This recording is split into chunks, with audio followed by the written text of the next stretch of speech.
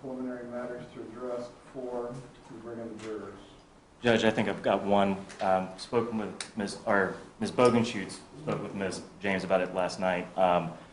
One of our witnesses, Michael Knox, one of our expert witnesses, emailed me late yesterday afternoon that he had a pretty severe cough, stuffy head, fever, had not gone to get a COVID test yet, but he did indicate to us that he has pretty much a TV studio in his office that he could testify remotely. The state has no objection to that, but obviously that's the court's decision. I was going to say the issue, as I understand it, is one of confrontation, and as it relates to your client, do you understand what you're asking for, I guess is a better way of putting it? Yes, and we've spoke with Mr. Lawyer. Mr. Lawyer was actually at our office yesterday afternoon when I got the email, so we discussed it with him, and he was in agreement with Mr. Knox being able to testify via Zoom or video link of however we can do it here. All right. I believe as the prior Supreme Court case that dealt with this pre-COVID dealt with, the witness has to be able to see, hear, and react in real time. The equipment that he has is going to enable him to do this? As far as I know, yes, sir. All right. If we have any issue where there's either hiccups with him being able to do any of those things, the examination is going to be discontinued. Does everyone understand that? You understand that, Mr. Lawyer? Yes. Yes. Very good. And Mr. Knox is permitted to testify via video if ultimately necessary. Do we have any other issues? Not from the state. No, sir. Let's bring in the jury.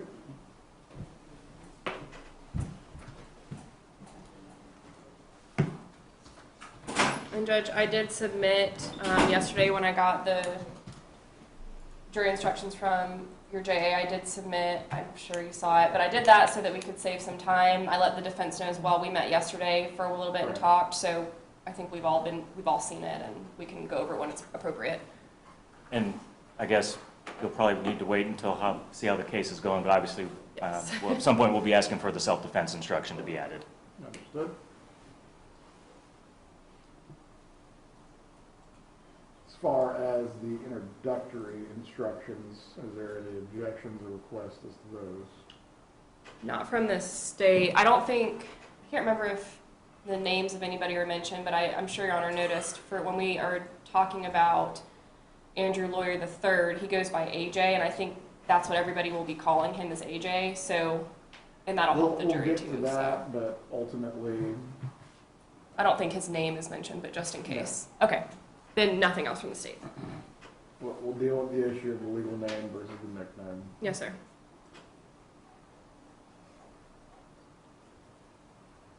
Judge, will the remote witness be calling in on your felony Zoom line?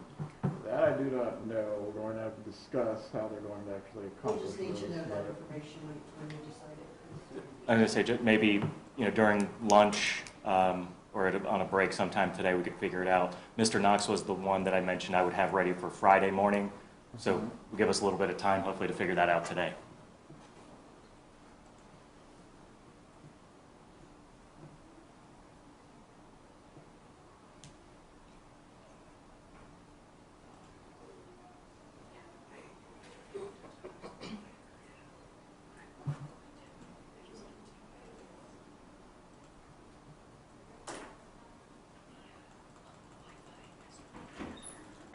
All right, every enter in the courtroom.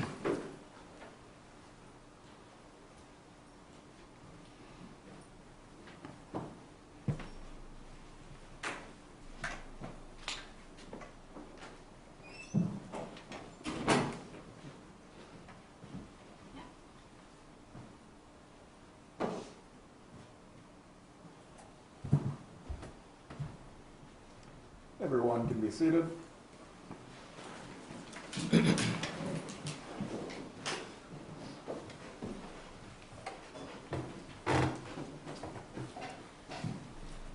Ladies and gentlemen of the jury, you have been selected and sworn as the jury to try the case of the state of Florida versus Andrew Lawyer. This is a criminal case. Andrew Lawyer is charged with 1 count of attempted first-degree murder with a firearm. The definitions of the charged offense will be explained to you later. The state's charging document, which is called an information, is not evidence and is not to be considered by you as any proof of guilt. It is my responsibility during this trial to explain the law to you. It is your solemn responsibility to determine if the state has proved its accusations beyond a reasonable doubt against Andrew Lawyer in accordance with the law that I am going to provide to you. Thus, the province of the jury and the province of the court are well defined, and they do not overlap. This is one of the fundamental principles of our system of justice. Before proceeding further, it will be helpful if you understand how a trial is actually conducted.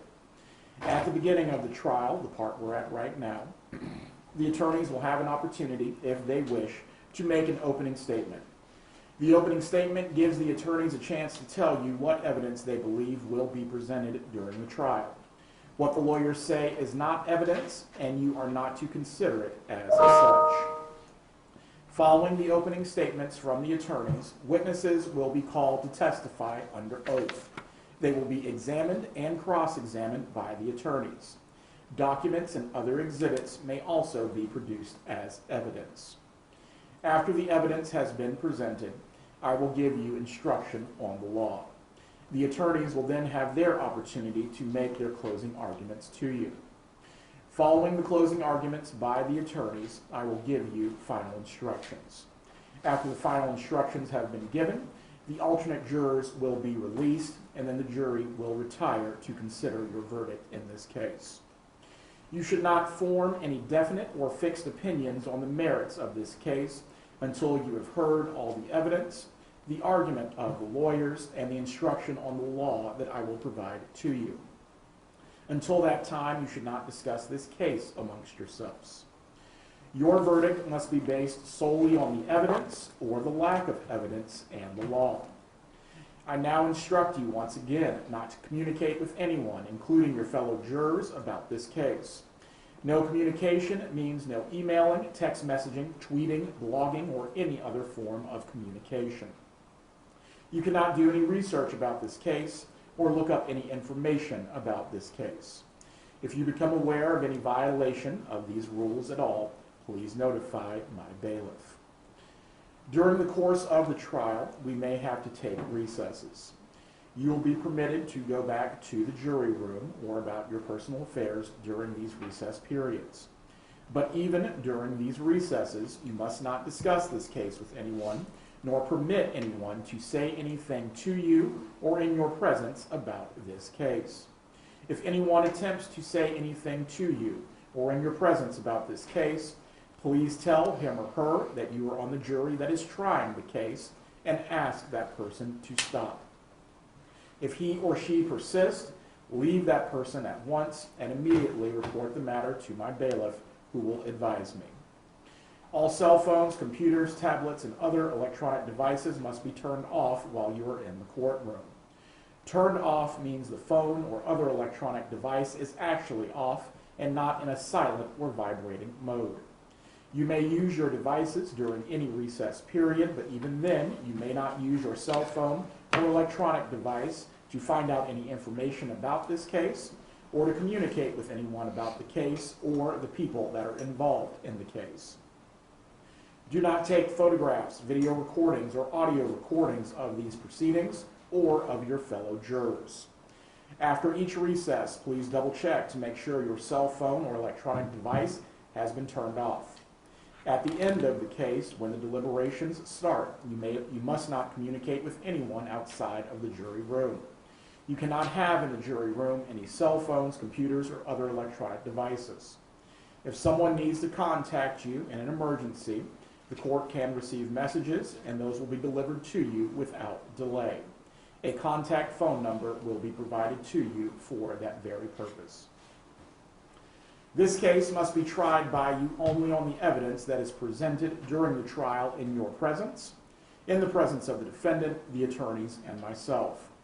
Jurors must not conduct any independent investigation of their own.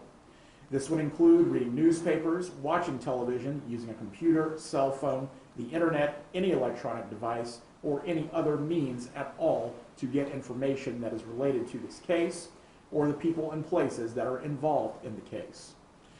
This instruction applies to you whether you're in the courthouse, at home, or anywhere else until the trial has concluded. You must not visit the places mentioned in the trial or use the internet to look at any maps or pictures to see places that are discussed during the trial. Jurors must not have discussions of any sort with friends and family members about the case or the people and places that are involved. So do not let even the closest of family members make comments to you or ask questions about the trial.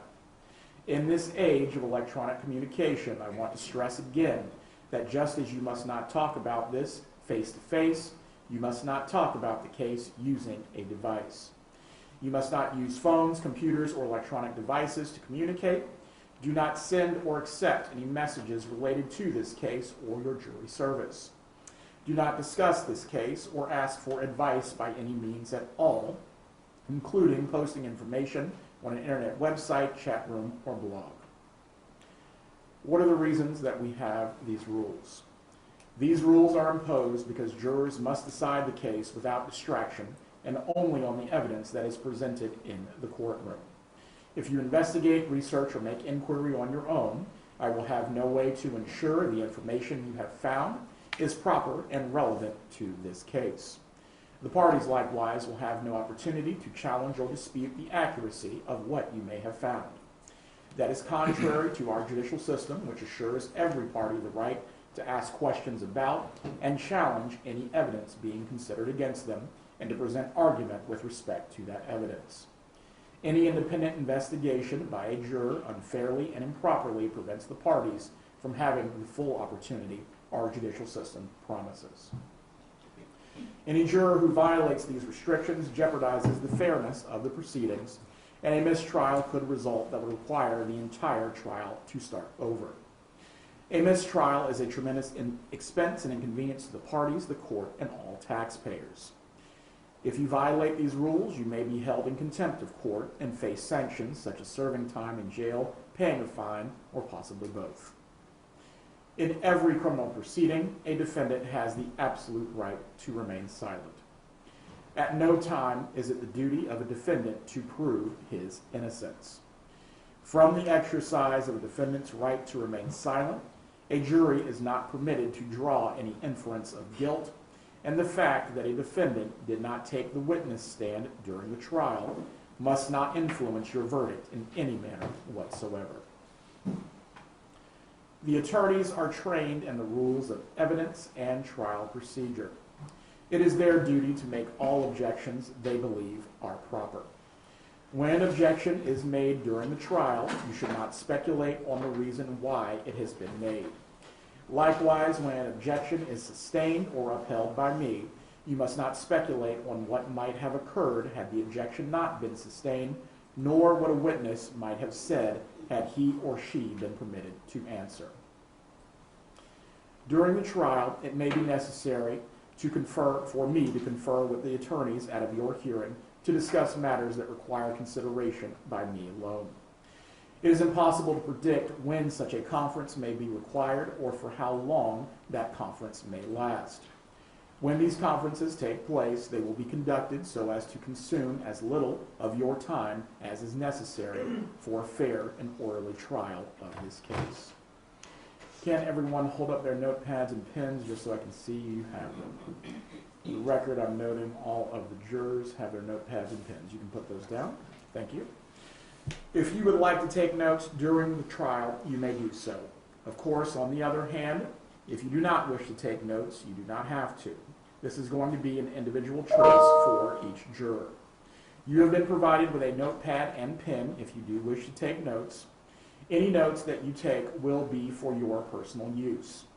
However, you should not take your notepads with you from the courtroom as the trial goes on.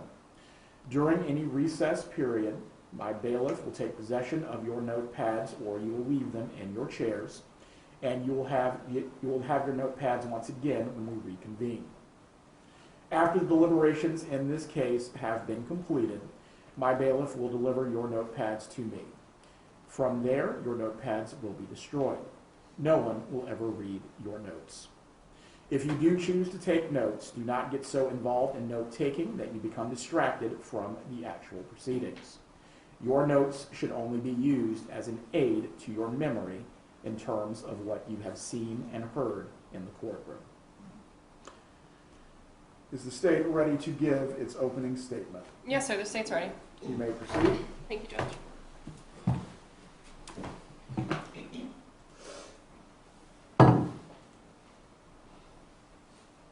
Good morning. All right, let's try that again. Good morning.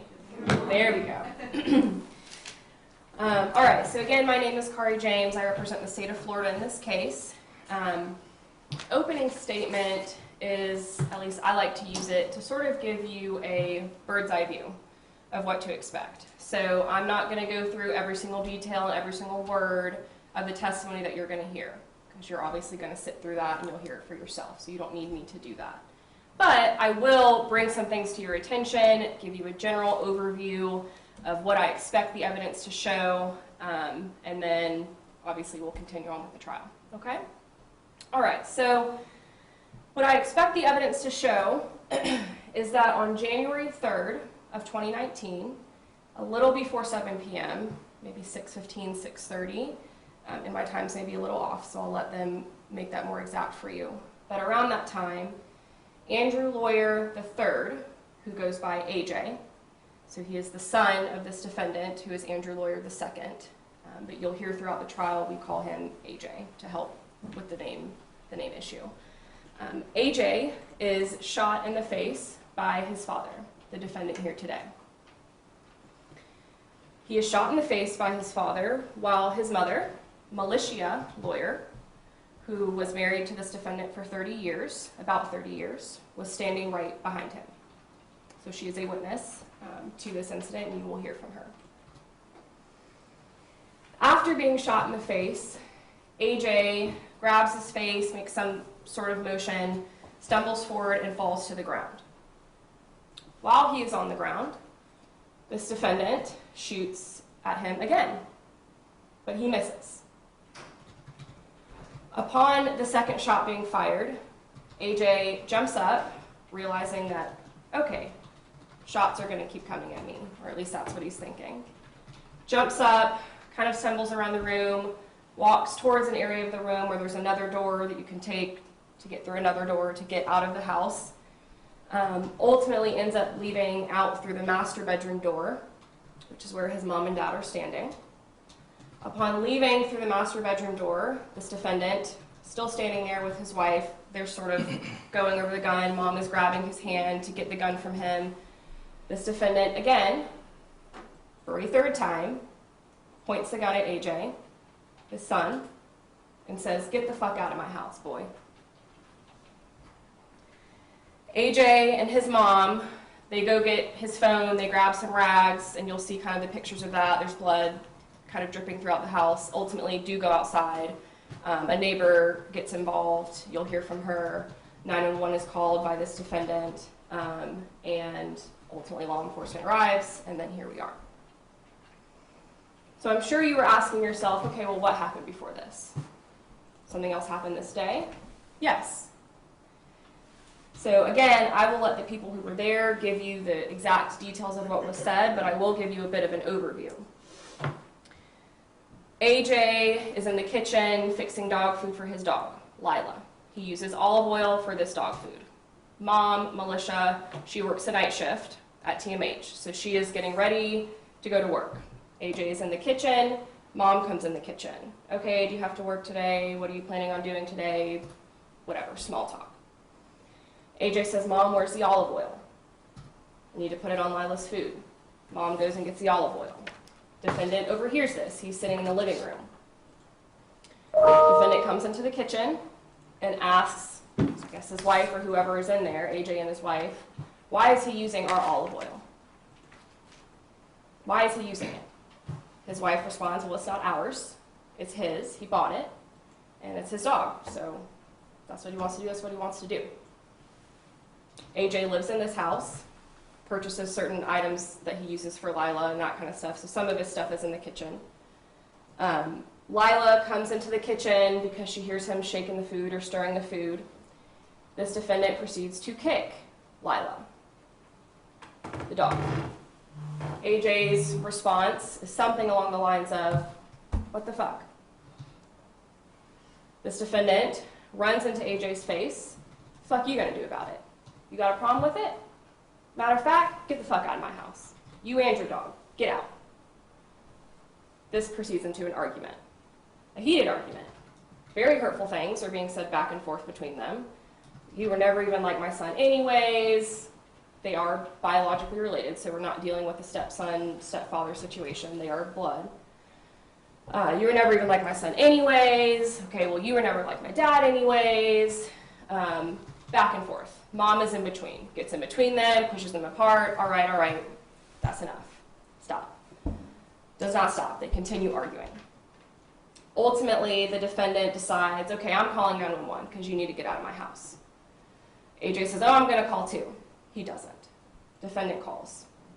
Defendant, you'll hear that 911 call, makes a few statements to the dispatcher. Obviously, AJ and the mom are in the kitchen as well. They overhear some of this conversation. I will let them explain that to you. One of the comments that is made by this defendant to the dispatcher is, "Y'all better come get him before I hurt him."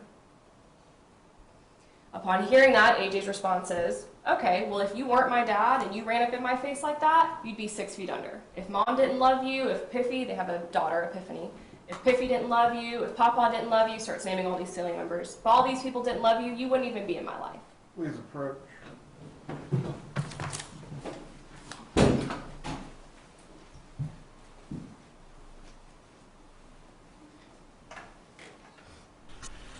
Mr. Davis, your client is shaking his head and gesturing right now. Before this becomes an issue, I'm going to give you the opportunity to deal with it. But I have to tell him and for the jury to disregard all of his expressions and head movements. That's what's going to happen next. I'm sorry, I didn't see, so I will. It's fine. Mr. James, you can continue.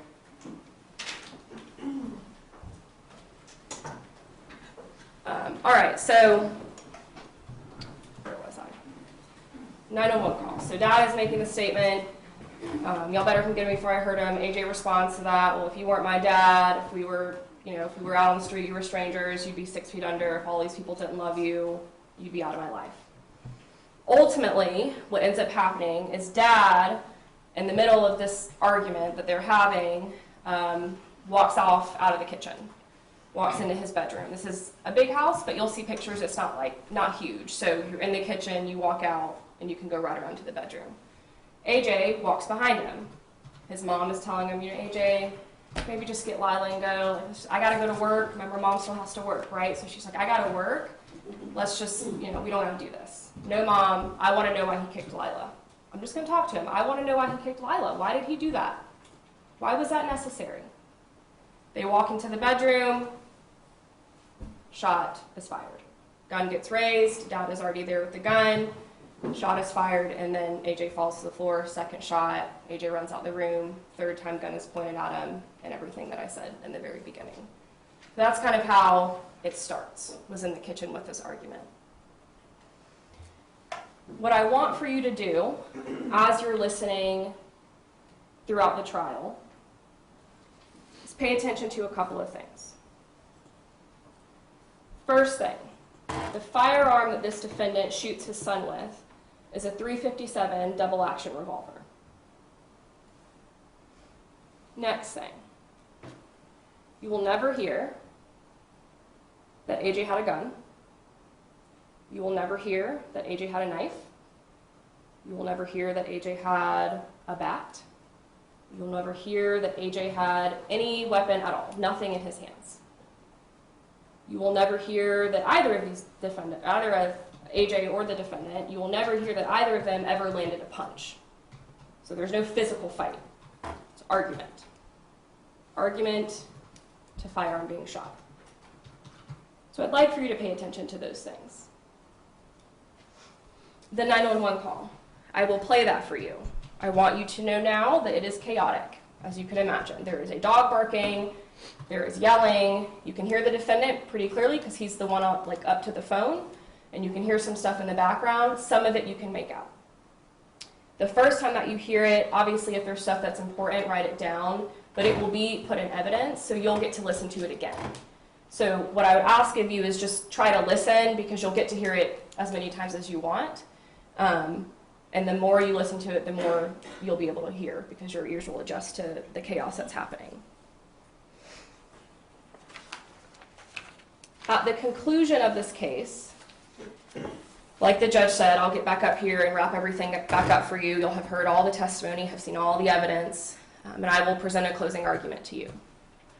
And at the end of the case, in my closing argument, I will say something like this, that I would submit to you that once you all go back there, you have all the evidence, and you talk amongst yourselves, and you deliberate, that you will have no hesitation finding this defendant guilty of attempted first-degree murder against his son, AJ. Thank you. Defense ready to give its opening argument. Yes, Your Honor.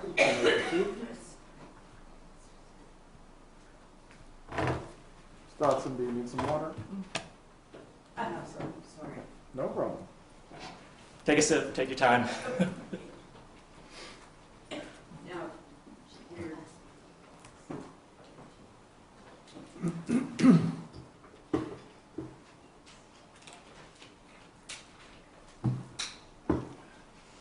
I got a drop here. Okay. Well, this day and age with coughing and everybody's, so take your time. If you need a break. I don't have to go. Okay. Just so you know. Well, good morning, everyone, again. My name is Ryan Davis, and along with Katie Bogenschutz, we're representing Mr. Andrew Lawyer II in this case. As the judge told you, and I'd like to remind everybody, what I say during this time, what Ms. James just said, is not evidence. The evidence will come through the testimony of the witnesses that are going to come in here and testify later.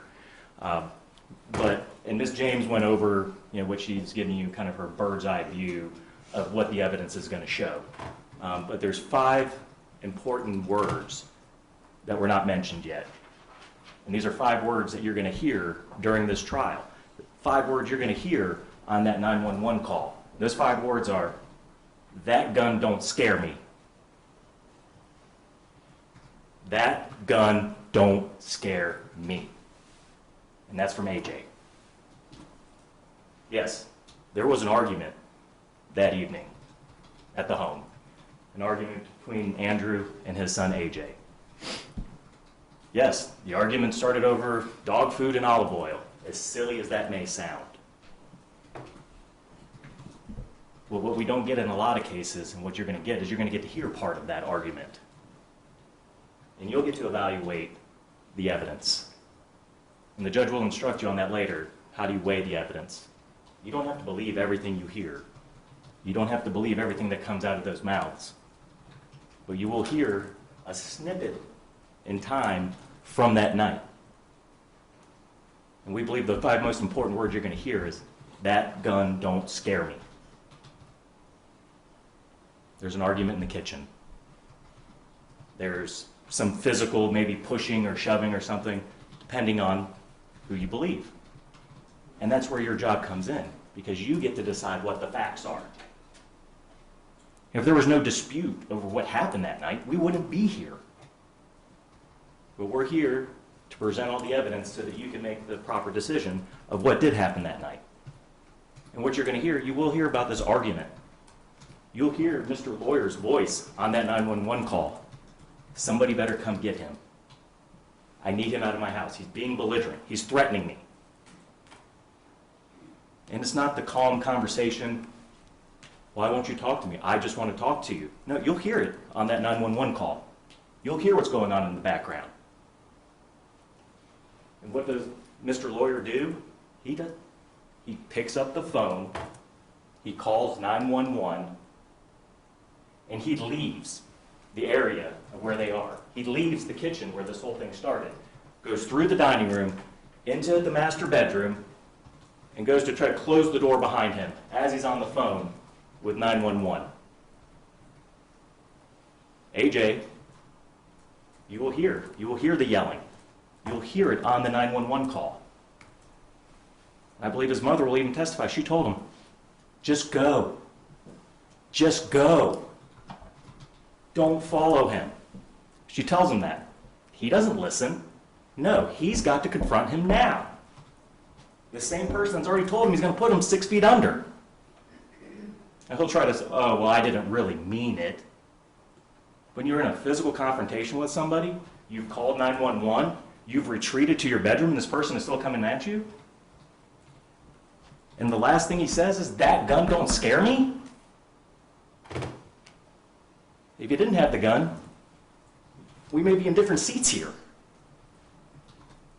You'll hear from Mr. Lawyer. He's going to tell you, I was scared. I was in fear. We believe you're going to hear some other testimony from AJ after the shooting, and he's in the hospital, and he talks to the police, and he's telling them, well, I already know he's going to try to say self-defense because I do MMA, karate, taekwondo. He knows what I can do to him.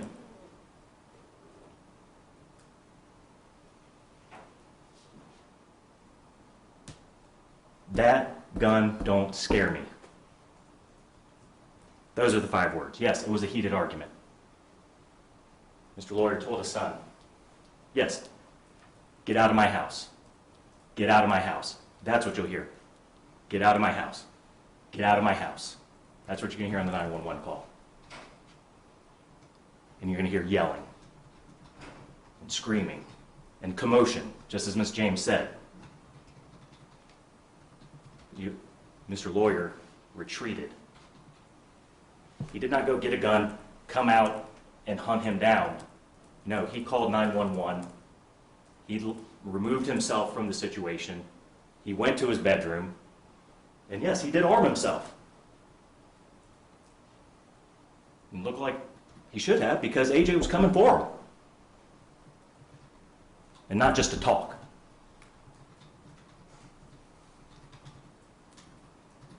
So please, pay attention to everything.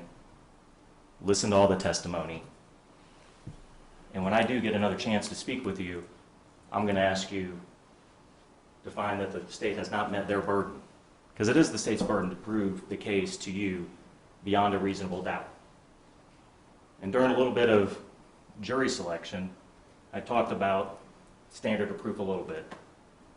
To make an arrest, which gets us here, that's probable cause. This is beyond a reasonable doubt. Highest standard under the law. That's her burden. Listen to everything. And I submit to you, when you hear everything, you're going to find that the state has failed to meet that burden. And you'll have no choice but to find Mr. Lawyer not guilty. Thank you. Thank you, Mr. Davis. Statement, you may call your first witness. Yes, sir. The state would call Melicia Lawyer.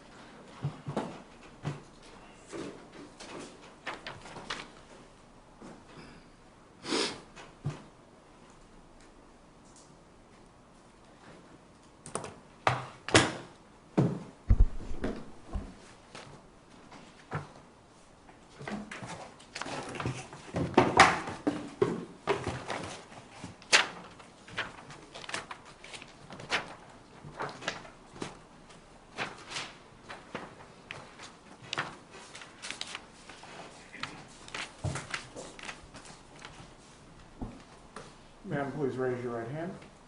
Do you swear or affirm the testimony you're about to give will be the truth? Yes. You can take your seat. Please speak loudly and clearly into the microphone.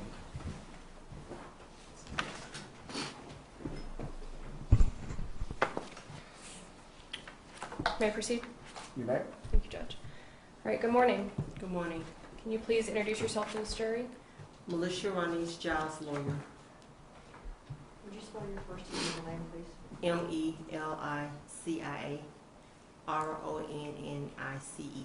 Thank And then how do you spell Giles? Jiles. And Giles Lawyer, is that hyphenated? Yes. Melicia Lawyer, okay. All right, and Miss Lawyer, let's just do a little bit of background. So where do you work? Tallahassee Memorial Healthcare. And what's your title there? Certified nursing assistant. Is that CNA? Yes. And how long have you worked at TMH? 31 years. What kind of hours do you work at TMH? Night shift, 7 p.m. to 7 a.m. And have you always worked 7 p.m. to 7 a.m.? The last 20 years I have. So for the majority of the 31 Yeah. years? Okay. All right, let's talk about your family, okay?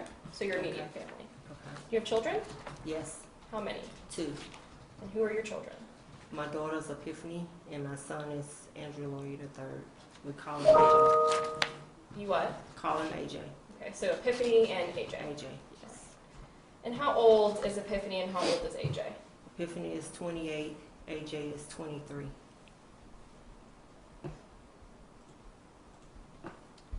Are you or were you married? Yes. Okay, and who were you married to? Andrew Lawyer II.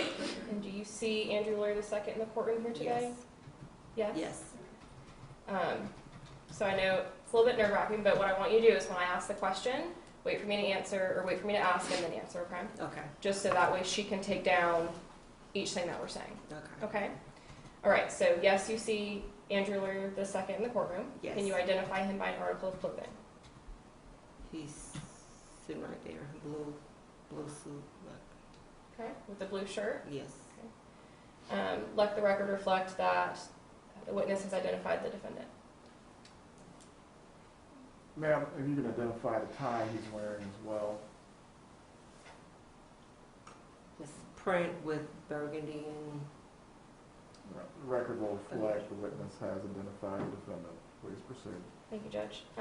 And how long were you married to the defendant here today? 28 years.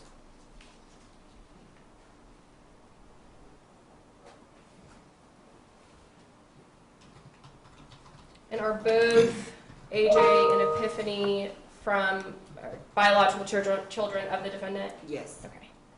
And did both of you raise those children together? Yes.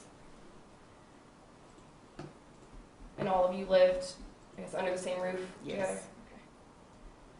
Okay. What was your relationship like with AJ? We have a son-mother relationship. That might be a weird It's question, close, but yeah.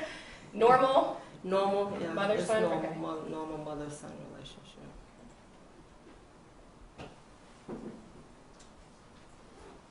What about between AJ and his dad, the defendant?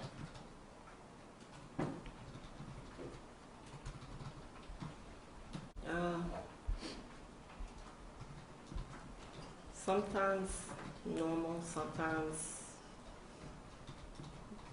not. I don't. Okay. Sometimes touch and go, sometimes normal, Touch sometimes and not. goes, sometimes not. Even though y'all were living in the same house, did they talk to each other all the time, or what was that kind of like? Not all the time.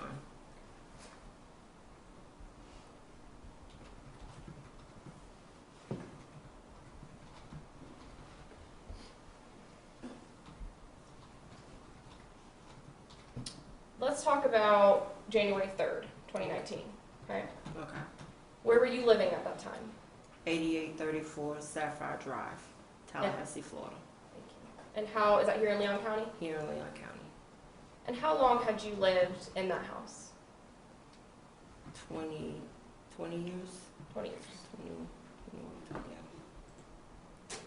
yeah. So did AJ, I guess if Epiphany's 28, she didn't technically grow up in that house, but did AJ grow up in that house? Yes. Okay, so that was his childhood home.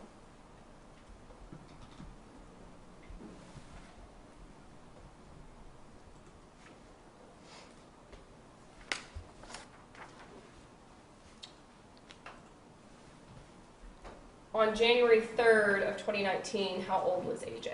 20. And at some point, did he go to college? Yes.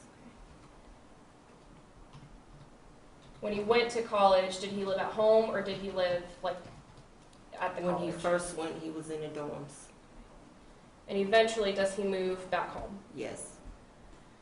So on January 3rd of 2019, how long had he been back home at that point? Just roughly, have to be exact. About 8 months.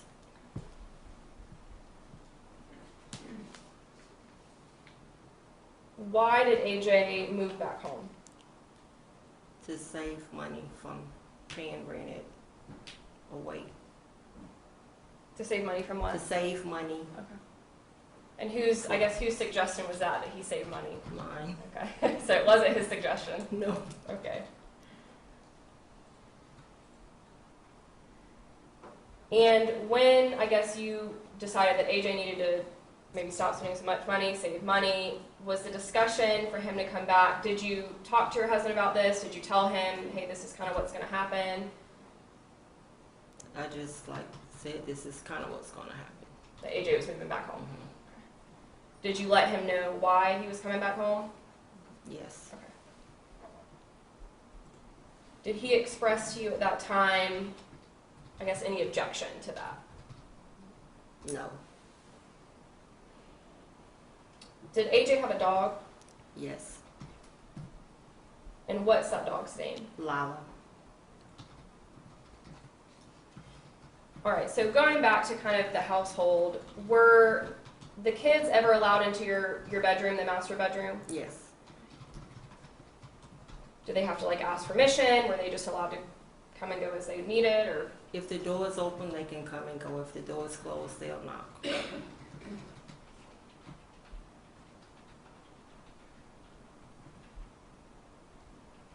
Had AJ, I mean, I know he grew up in the house, but had he frequented that room often, frequented your room? Yes. Yes. All right, so what I want to do is start kind of at the beginning of your day on January 3rd, 2019, right? And you don't have to go through every single detail at the beginning, but just briefly kind of tell us, what did you do to start your day? Well, I work at night, so I was sleeping during the day. I got up at about 5:30, 5:45 to start getting ready for work. Okay. And so when you got up at 5:30, 5:45, what, I guess, is kind of your routine, or what did you do at least on that day, that evening? Take a shower, get my clothes, get dressed, Got ready for work. get ready for work. Okay. When you said you were sleeping during the day, so I guess when you woke up, was anything wrong? Was there, I don't know, anything happening, or kind of describe that to us? No, nothing was wrong. Nothing was happening. Okay. Who takes you to work normally? Andrew, The defendant? the defendant, And why is that? because we have one car. All right, so you had to work at 7 that night? Yes. All right. Okay, may I approach the witness? You may.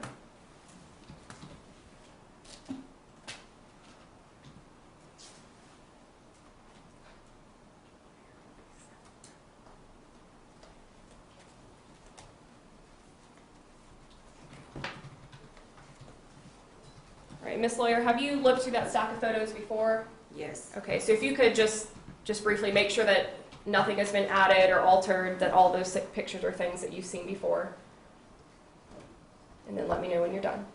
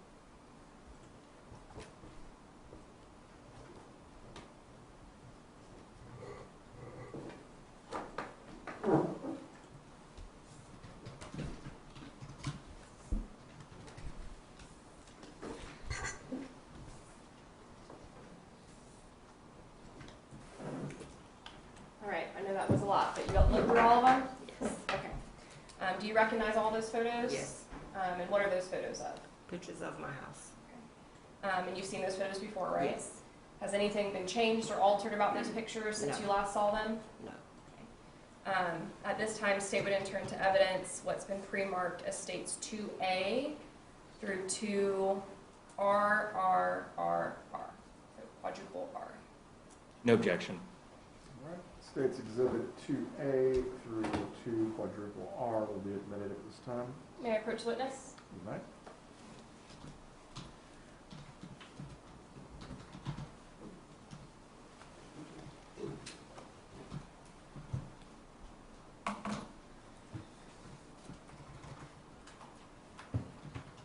May I have one moment, Judge? You may.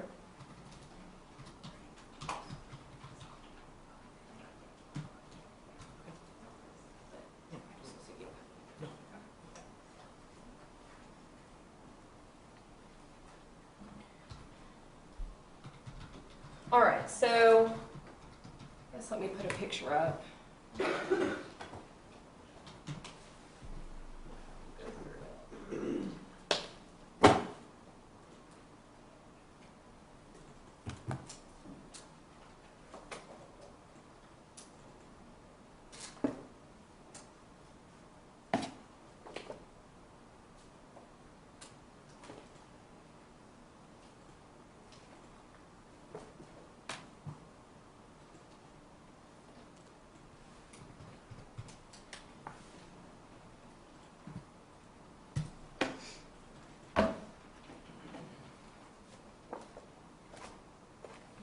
So I'm going to utilize a couple photos, okay? Okay. There's a laser pointer up there.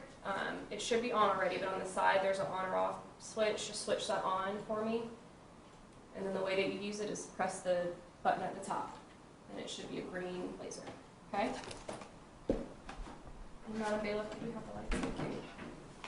Judge, may I ask my questions from where the projector is? That's fine. Thank you.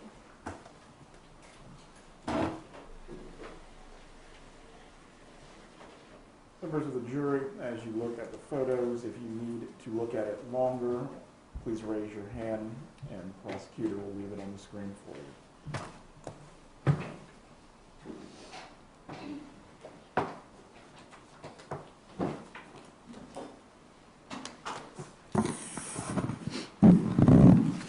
All right, so Ms. Lawyer, before I put the photos up, can you tell us just kind of how many bedrooms your house is, how many bathrooms, like just a general layout? 4 bedrooms, 2 bathrooms. 4 bedrooms, 2 bathrooms. And then I guess when you walk through the front door, what's the layout from there? When you come in the front door, my bedroom's to the right, the dining room's to the left. Straight ahead is another bedroom, and then to the left is the family room. And then walk through that and the other 2 bedrooms and bathrooms. Okay, so when you first walk in, your bedroom's on the right side, and on the left side is the living room, dining room, and then what's behind the dining room? The kitchen. The kitchen, okay.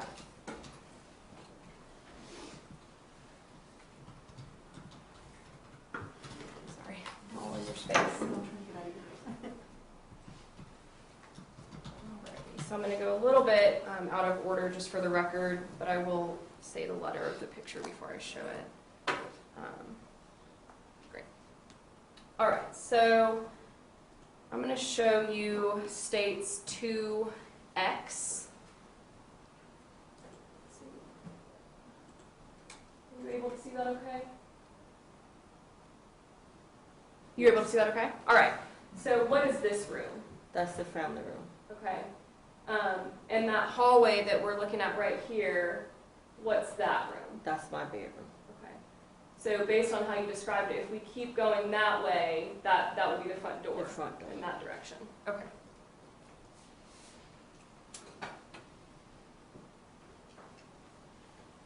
Showing the witness states 2Y. Right. So kind of what are we looking at in this photo? The family room, again, going into the kitchen. Okay, and then over here, is this that same That's hallway that where same your bedroom hallway is? Where my bedroom is. Okay, so same picture, but now you can see the entrance, or one of the entrances to the kitchen. Yes. Okay.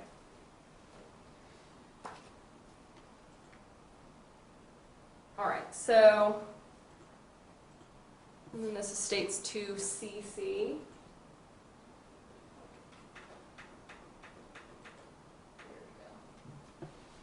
All right, and then what are we looking at here? And I can kind of try to put both photos up so you can. So what are we looking at in this photo? That's the kitchen. Okay, so just a closer angle now of this room that we see here. Yes. Okay. And in this photo, where does this door go? To the garage. All right, so there's a door out to the garage and the kitchen. Yes. All right, and then do you see this doorknob right here? Yes. What is that The room? pantry. The pantry. Okay. Alrighty, so you told us you got up at 5:45 and you're getting ready for work. Kind of walk us through what happens after that. I leave out my room to go towards the kitchen to go to the utility room. And you can use a laser pointer if you want to use that while you're talking.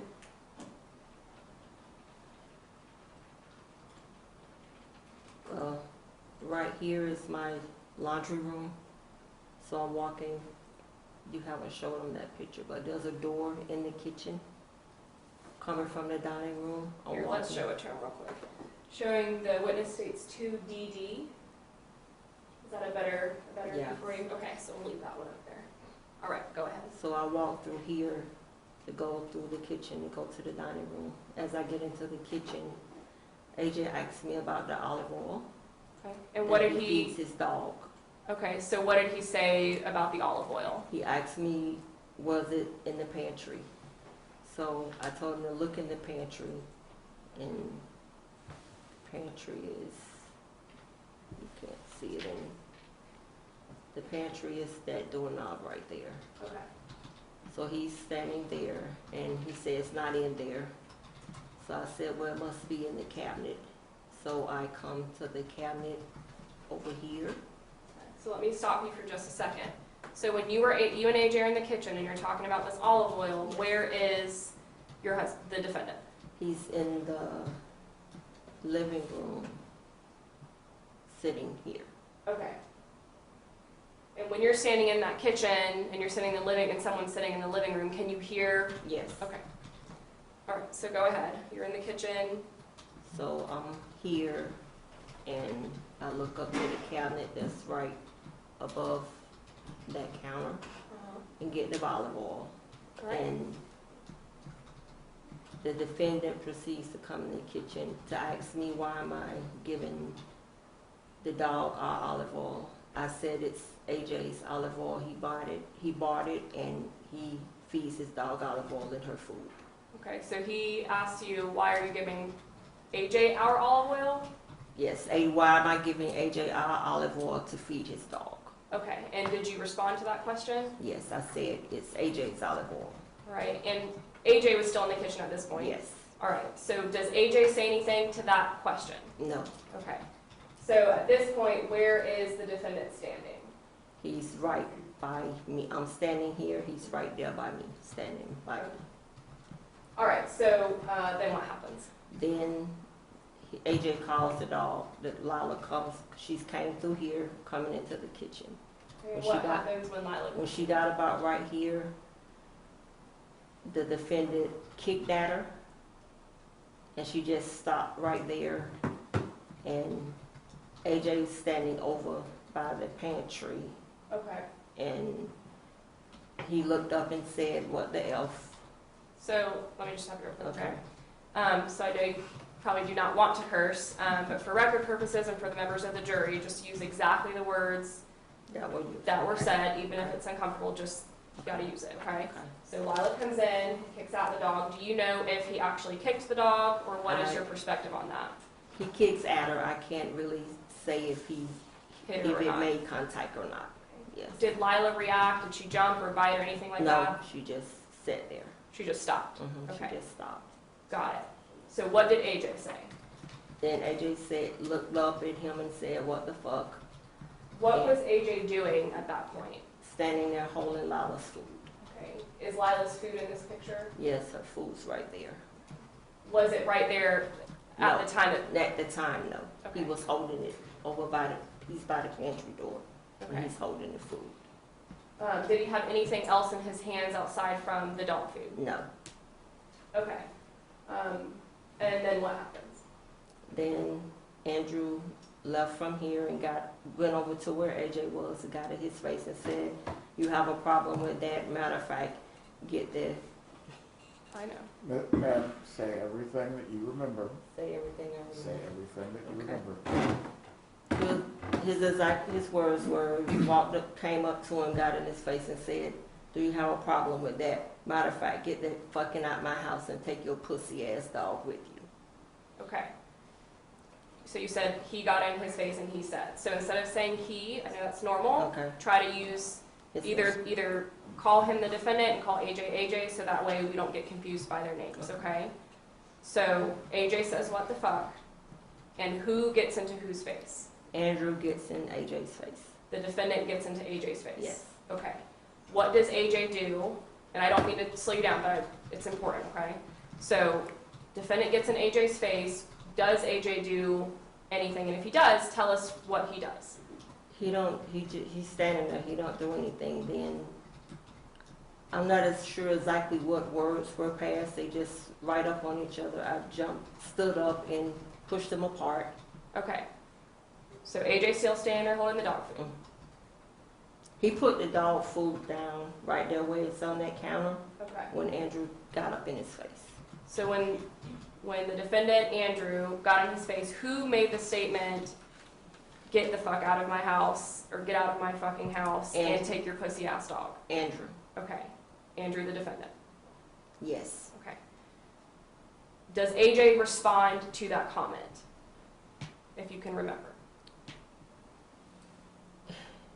Did he probably said something, if I had somewhere to go, or if I'm only here because mom want me here. If I had somewhere to go, I would. Okay. So then they're in each other's face at this point, and then keep telling us, what are you doing? Okay. At this point, I stood up and got between them, pushed them apart. And why do you push them apart? I just need to stop. Don't escalate this to anything more. It just need to stop. The arguing. You want Yeah, them to just stop. Yeah. Okay. And I guess, is this picture okay for you to tell us kind of where everybody's standing at this point? Okay. At this point, we're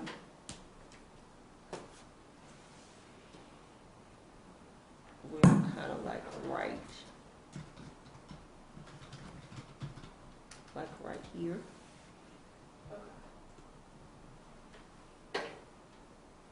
All right. We're like right in here. When they are in each other's face, at this point, are either of them, I guess let's just break it up. Does AJ hit the defendant? No. Does the defendant hit AJ? No. Are they physically fighting with each other? No. Okay, so I guess describe for us, what's their body language? What are their bodies doing? Just like chest bumping. Like in each other's face? Mm-hmm. Okay. In each other's face. Where are AJ's hands or his arms? Down on his So they're both standing there just arguing with each Mm-hmm. other. When you push them apart, what happens next? They go back together again, still talking. I stood up, pushed them apart again. Okay, so now this time, do you remember, and it doesn't really have to be in order if you can't remember, but do you remember any of the things that are being said? Not really. Okay. So you get up and push them apart again, Yes. and then you can keep telling us what happened. Okay. Then they come back together, kind of doing the same things, chest bumping. And I push them apart again. They come back. I'm like, okay, whatever. Just whatever it's gonna be, it's gonna be. So I sat down. So let me ask you this. When, I guess kind of what's going through your head when you keep pushing them apart, they keep coming back, arguing at each other, what's going through your mind at this point? They just need to stop. I gotta go to work. It just need to stop. Okay. Were you thinking, and you kind of said to the jury, I just said whatever's gonna happen, gonna happen. Mhm. What do you mean by that? If they was gonna just keep talking or whatever they was gonna do, I wasn't gonna get between them anymore. Okay, so you were just tired of getting them. Okay, Ma'am, is that a yes or no? Yes. sorry, it's natural to Okay. say, but you gotta say Okay. yes or no for her. Okay. So you've described several times for us that they're in each other's space or in each other's space. Can you tell us, I guess, how does that keep happening? Is one of them coming towards the other? How does that keep?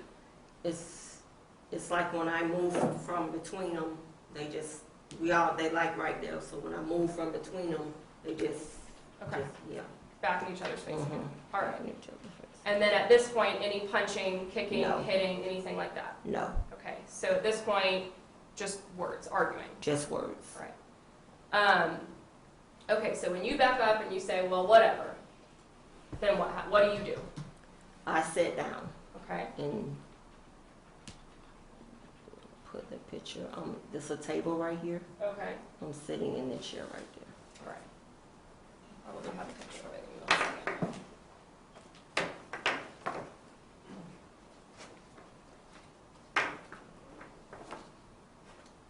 Let's see it here. Showing the witness states 2BB, as in boy. All right, can you see the table in that picture? I'm sitting right there. I sat down right there. All right, so when you sit down, are they still in each other's face? No. No. Okay. So what do? At that point, Andrew comes here and there's a phone. He picks up the phone to call 911. Is that the house phone? That's the house phone. Okay. AJ is standing over here in that doorway. Okay, so when you sit down, they separate. Okay, of course. All right, so why don't you call 911? I didn't see a need to call 911 And why is that? because it wasn't to a point where I felt they needed to be called. Okay. Did AJ ever call 911? No. All right, so the defendant calls 911, and then I guess just keep going.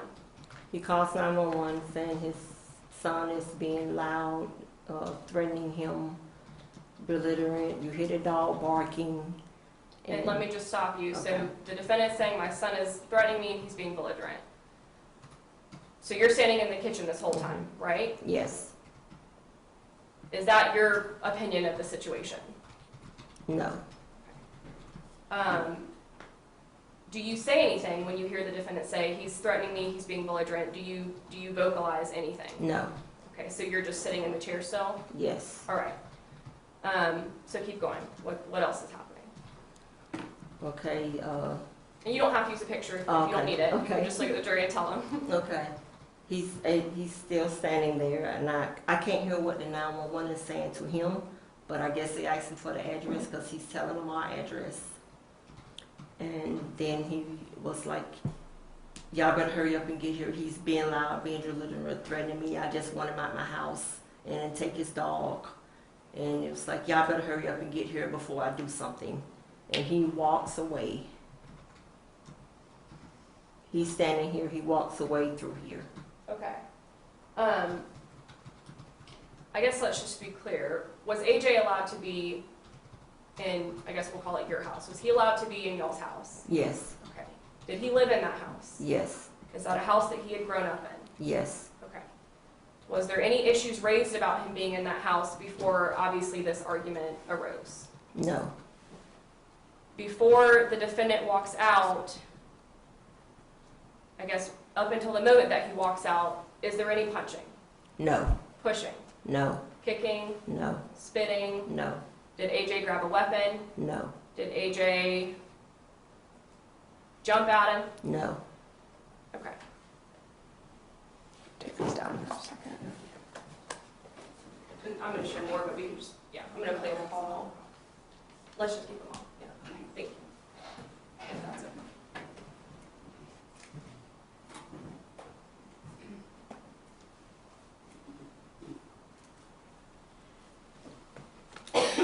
Judge, I believe states 1, which is a 911 call, is coming in without objection, so. That's correct, no objection. State Exhibit 1 is admitted at this time. And Ms. Lawyer, whenever the defendant, like you showed us, kind of walked out of the kitchen, to your knowledge, was he still on the phone with 911? Yes.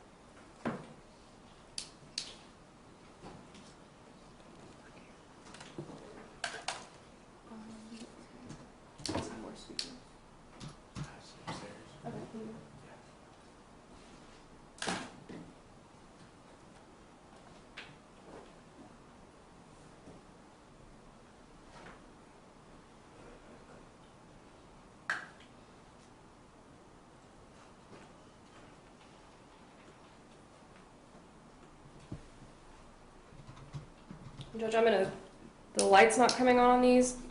Mr. Dini went to go grab more speakers, but I'm just gonna see if it'll play out of these even though the light's not coming on.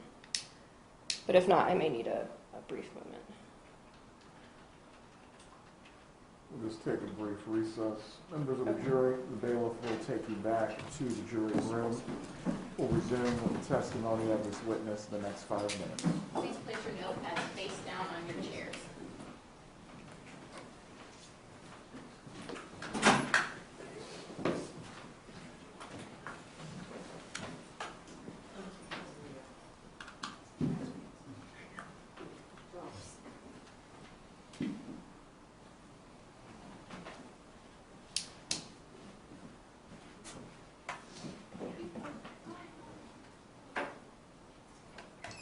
Everyone can be seated. And I apologize. It, of course, was working earlier and now it's not.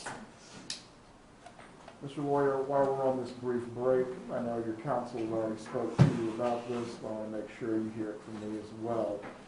During the testimony, whether it be from any of the witnesses or something the prosecutor is arguing, you may disagree with it, but you don't get to make faces, you can't shake your head, you also can't mouth anything in the direction of the jury. Do you understand that? I understand that. Very good.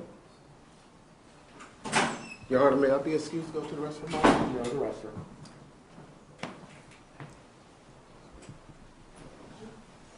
We have recess then, Judge? We are. I fixed it. Yeah, of course. Of course I did.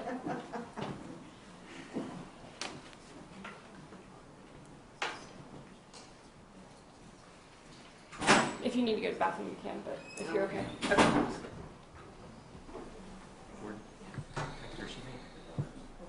Yes. You can stand up now if you want. Okay. Yes. Hello. How are you? Hi. Hanging out?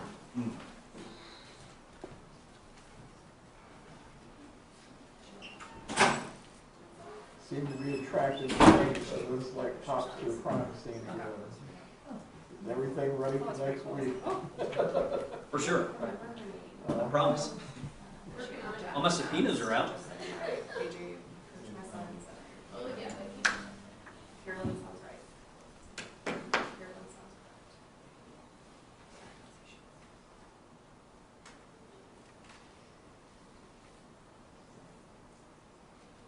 Oh, I fixed it, Vinny, by the way.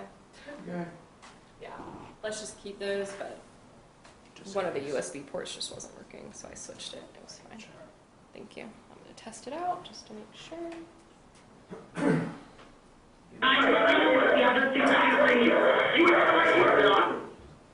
Well, we'll do one of those things. Ms.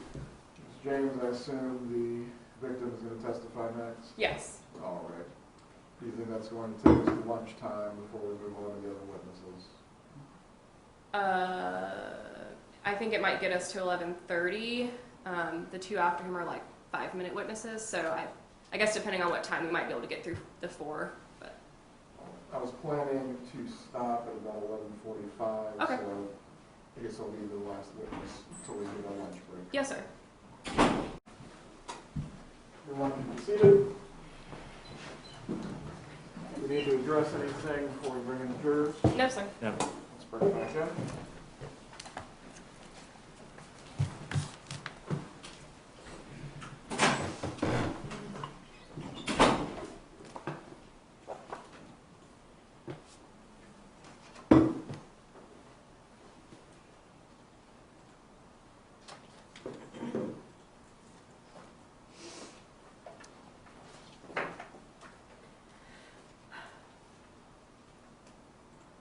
Am I doing okay with my pace?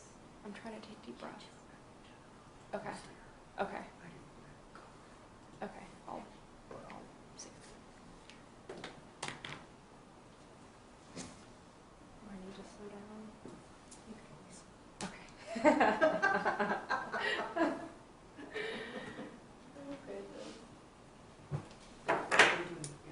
Okay. I'm trying to be very conscious of it.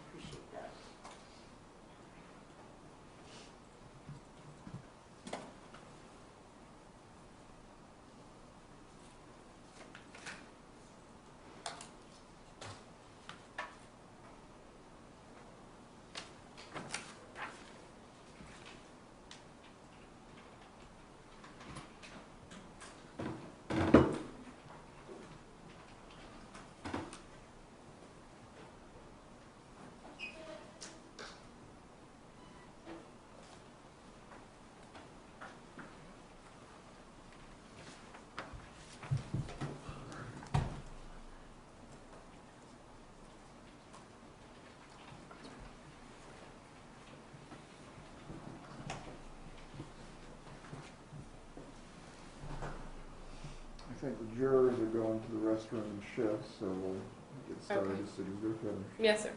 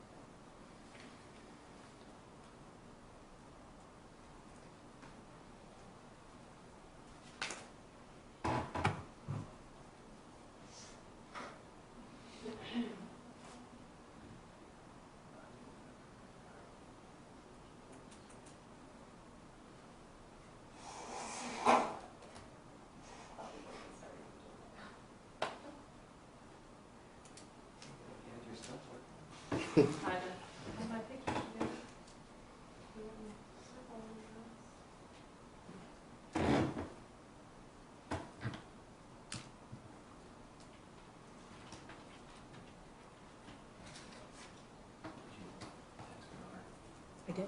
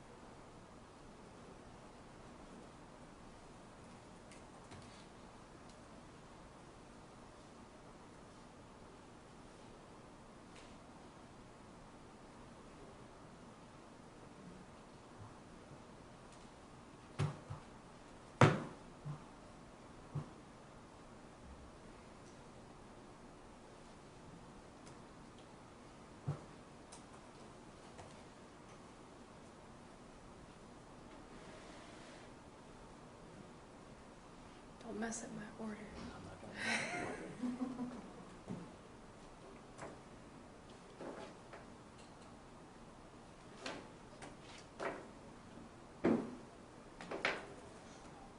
Khari.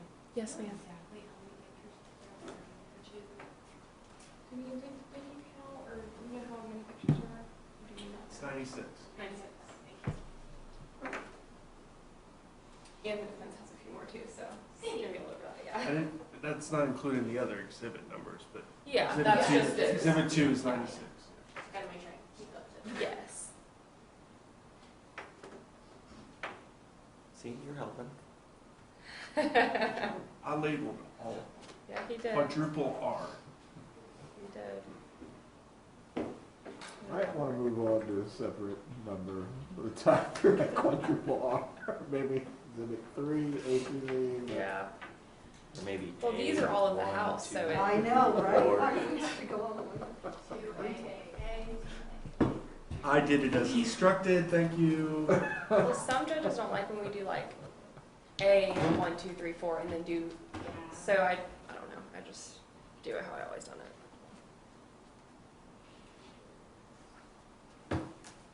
Really had to think about how this was like, how many. I know.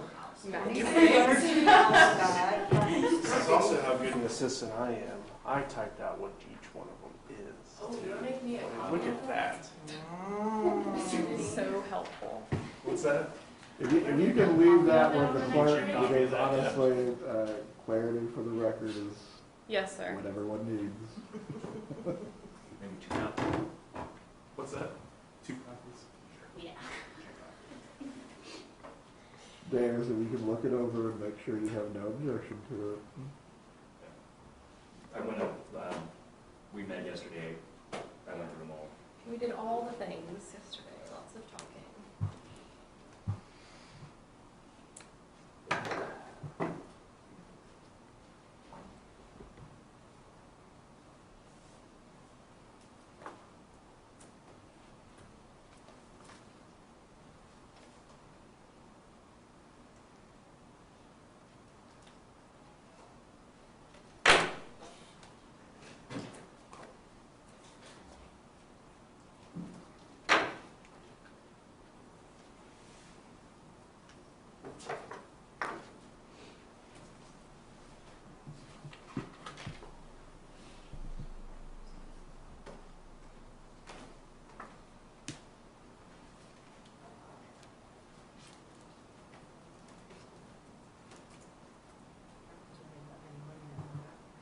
I know. I'm sure the one man back there's like, when he saw that he was one man, he's like, great, I'm the other guy. Yep, you are.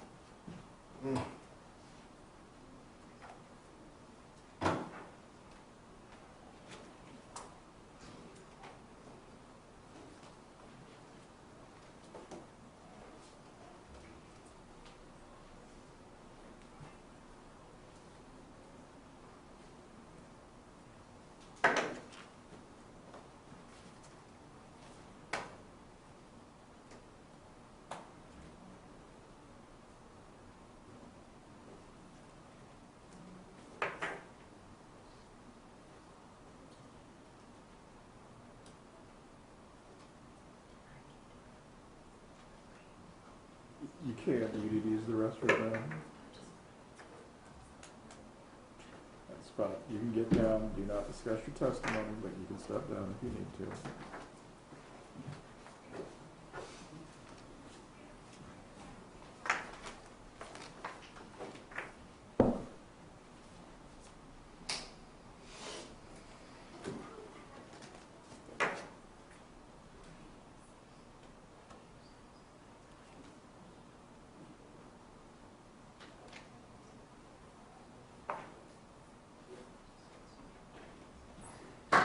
All right, jury entering the courtroom.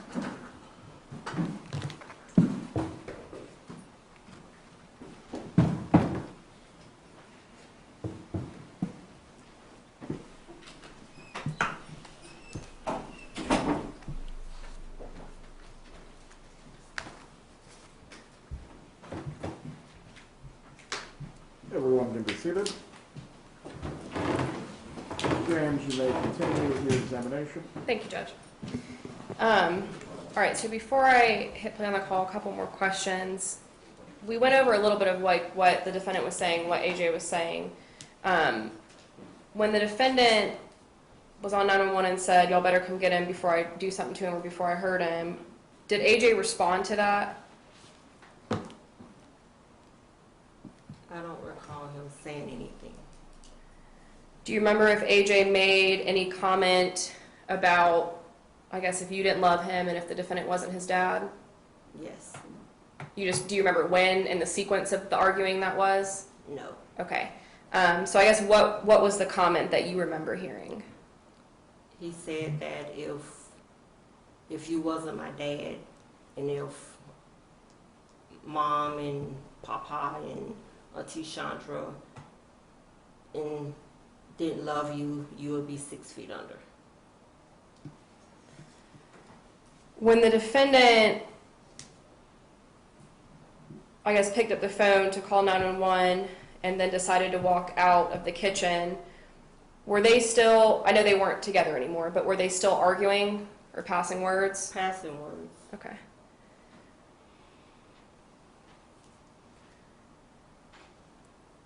All right. You don't need to turn the lights on. I'll just show her this way. Okay, so I'm going to put two pictures up here so that way we can see both. Okay, so what direction does the defendant walk out of the kitchen?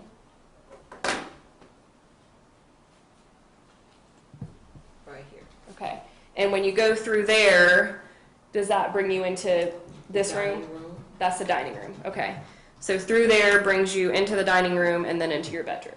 The hallway in my bedroom. Okay, and then is your front door over here? Yes. Okay. And obviously that blood, was that there prior to the incident happening? No. Okay.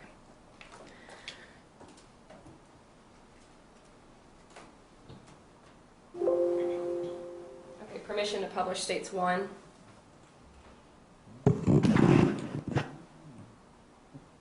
Go ahead.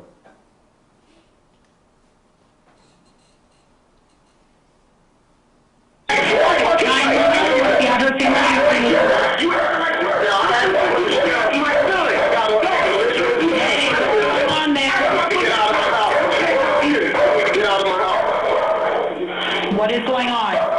He's threatening me. Get out of the house. Who is he? I'm trying to get him out of my house and he's threatening me. What's the address your house? Get out my house. Get out my house. You're a grown man. Get out my house. You're a grown man. Get out my house. Can I please have a police officer here before I hurt you? What's the address you're at? 834 Southside Drive.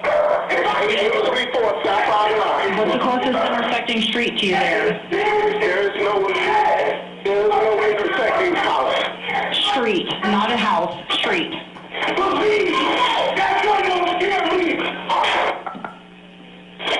Hello?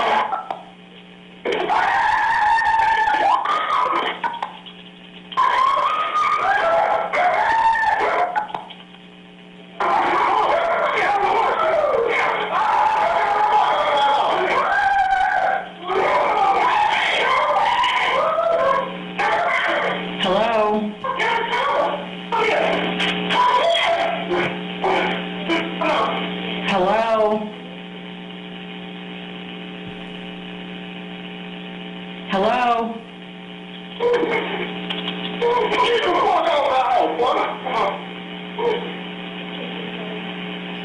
Hello, this is 911.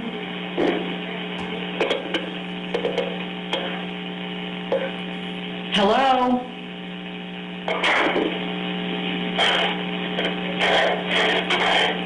You need to get hello? What is going on there? He threatened me, he charged me, and I had to shoot my gun. You had to shoot your gun? Yeah, he charged at me. Who is he? He charged at me. Did you shoot him? I don't know. You don't know? Is he outside now? He charged at me, he failed. So I don't know whether I can, if I Take your sheet of paper out of the Oh, I'm the sorry. dealer. Sorry, Judge. Can I? Go Sorry. ahead. He just fell and busted his mouth.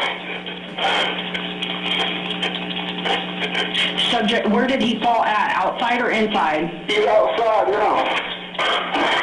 Can you put the gun up? Where is your gun now? I put it up. Where? It's in my house. The gun's in your house where? No, he's out. He's gone. Where's your gun? It's here in the house. Where at? In my What room. room? Your room? Yes. Okay. Then where did he go? Out. He's still I outside? left. Did he leave in a vehicle or on foot? I don't know. Who is he? This is my son. He's threatening me. Tried to hit me. Do you see his car outside? No. What kind of car does he drive? Ford something. Car? SUV? What? Yes, a Ford. What color? What color? Red. Red? Okay. What's your son's name? Andrew. What's Andrew's last name? L-A-W-Y-R. All right. I want you to just stay on the line with me. What's your name, okay? Andrew. Andrew? Yes. So you have the same name? Yes. Okay, all right. Okay. Just stay on the line with me, and you don't know if you shot him? No, I'm not sure. Okay. And who else is in the house with you? My wife. Okay, wife's in the house. Anybody else? He's outside the house with him. I don't know where they are. Okay, okay. What's your wife's name? Say again? What's your wife's name? M-E-L-I-C-I-A, Melicia. And you said she's outside right now? I think so. Okay. Are you injured? Do you need EMS? No. Okay.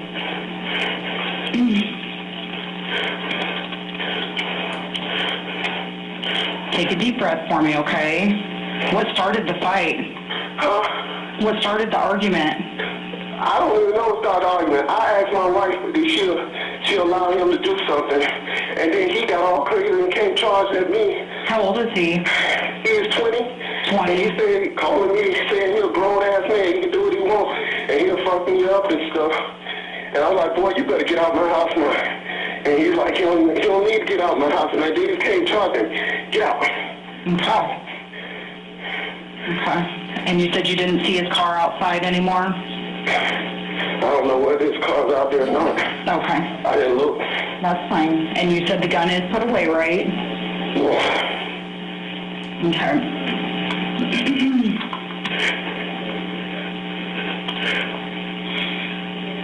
I'm staying on the line with you, okay? What's going on right now? Nothing. I'm just in the house. Okay.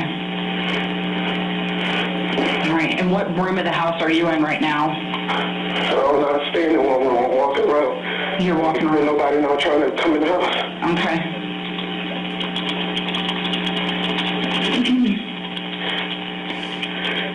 Okay. And just make sure you don't pick up the gun or anything like that, okay? I want you to leave it in your bedroom. Can you do that for me? Say again? Just leave your gun in your bedroom for me, okay? It is. Okay. What kind of gun is it? It's a 45. 45, okay.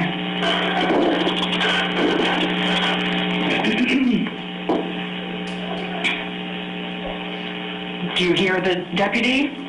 Yeah. I want you to listen to him, okay? Okay. He's telling you to show him your hands. Can you do that for me? I did, but I gotta open the door so he can't see. Put the phone down and do what he says, okay? Okay. All right. Over your head! Come out here! Over your head! Now! Now! Come out here!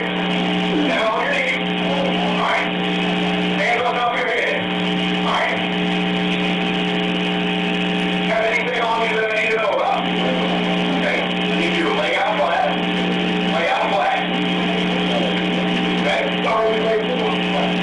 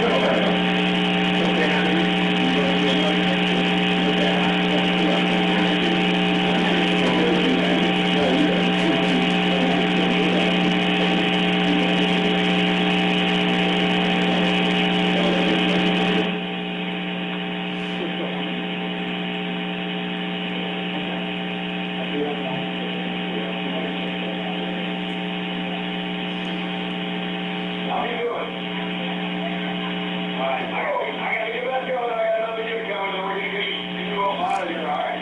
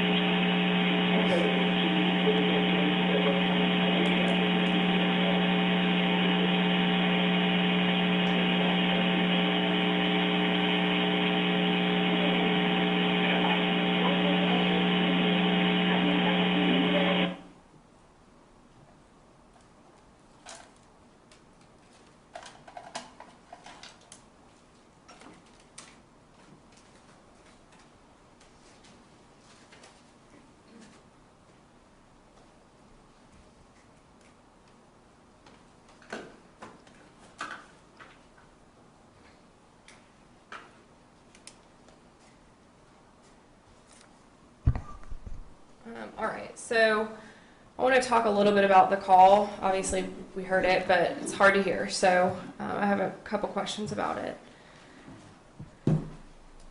In the call, we hear someone saying, "How am I threatening you?" Who was saying that? AJ. Okay.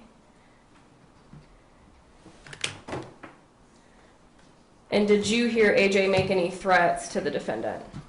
No.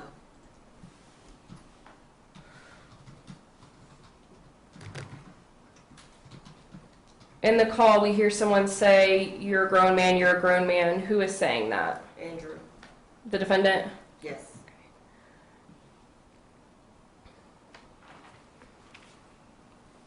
In the call, we hear a male voice say, "Y'all better come get him before I hurt him." Who was saying that? The defendant.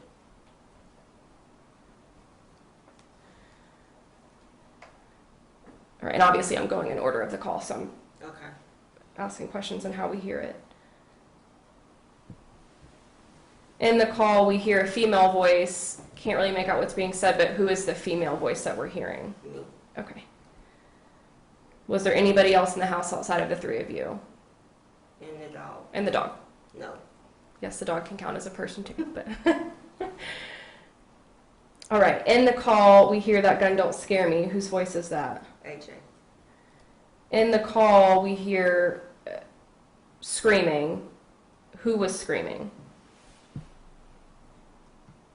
Well, I'm screaming, AJ screaming. Okay, so both of you are screaming. In the call, we hear "Get a towel, get a towel." Who is saying that? Me. In the call, we hear someone saying, "Come here, come here, come here." Who is saying that? Me. In the call, we hear a male voice say, "Get the fuck out my house, boy." Who is that? The defendant. All right, so now what I want to do is go through where that call ends up and the shooting ends up happening at, okay? Okay. And use your laser pointer if you need to.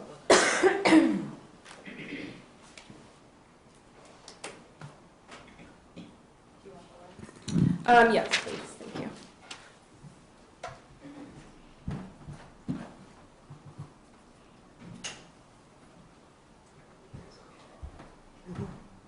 All right, so let's start with this photo. When the defendant, and Judge, is it okay if I ask my questions from right here? That's I right. apologize. When the defendant walks out into the dining room area, like you showed us before we heard the call, what is going on in the kitchen? I'm telling AJ, just get Lila and get your stuff and leave. And why were you telling AJ to get Lila and just go? I just wanted it to be done. Don't continue with the arguing. Just let it die down. Just leave. Okay. And what was AJ's response, or what did AJ do, I guess, while y'all were still in the kitchen? He's saying to me, no, he needs to answer my questions. I just want him to answer my questions. Did he tell you what questions he wanted? Why did he kick his dog? All right, and so I guess then what do you and AJ do? AJ follows up right behind. So AJ walks first, and then you walk right behind AJ? Yes. And where's Lila? She's standing in the kitchen. Okay. Does Lila follow behind y'all? No. Okay, so AJ goes and then you go. Yes. I guess how much time is passing between the defendant walking into the bedroom and you all you all following behind? Seconds. I'm not sure the exact time, but Would it be a fair statement, and an exact time is not looking for that, I know you weren't timing it, was it almost immediate, kind of, I guess? not immediate, because I told him he should just get his stuff and leave, but he kept proceeding to go. Okay, so a few seconds pass and then y'all start walking behind. Okay. Yes. Sorry. It's okay. When y'all are, I guess, describe to us, I know we're saying walking, but describe to us, were y'all walking, were y'all running, were y'all skipping, what? Just normal walking. Okay, so AJ's walking and you're following behind him? Yes. Okay. So you told us what you were saying to him in the kitchen. Do you say anything else to him as y'all are walking to the bedroom? I'm still saying just get your stuff and leave. Yeah. Okay. And is AJ saying anything more outside of what you already told us? No. Okay. Do you ever, I guess, grab AJ or try to get him to stop walking? I'm not sure. I may have tugged at his shirt to pull him back, but I'm not exactly sure. Okay. When y'all were walking, did AJ ever go from a walk to a charge? Did he ever charge through the door or at this defendant? No. And then when y'all were still in the kitchen, did he ever charge at him? No. Okay. Did he ever run at him? No. Okay. As y'all, and I'm going to use this picture, I assume that y'all take the same route as the defendant? Yes. Okay, so you walk through the dining room? Yes. Okay. What is the situation with the door? Is it shut? What can you tell us about that? It's not closed. So could you see into the room? It was cracked. Okay, so partially Partially. Yes. partially open, partially Partially closed. Okay. And let's just keep going from there. And if you want to use the picture, you absolutely can, but keep going from there. So y'all are walking through the dining room. Is AJ yelling out threats? No. Is he yelling out anything outside of talking to you? No. Okay. All right, so keep going from there. What happens next? So we're walk through here. We get right here at the door. It's like the door it's closed, was closing, but it wasn't closed. So AJ gets to the door and it's like opening back up. So he just pushes it back So open. it like is swinging back open? Yeah, it's swinging back open. Okay. So where do y'all, I guess, how far do y'all get into this room? We're right, this the doorway, we step right in. Okay. When y'all step into the doorway, I'm going to ask again now that y'all are in the room, does AJ run into the room? No. Do you run into the room? No. Do y'all say anything once you take a step into the room? No. And why is that?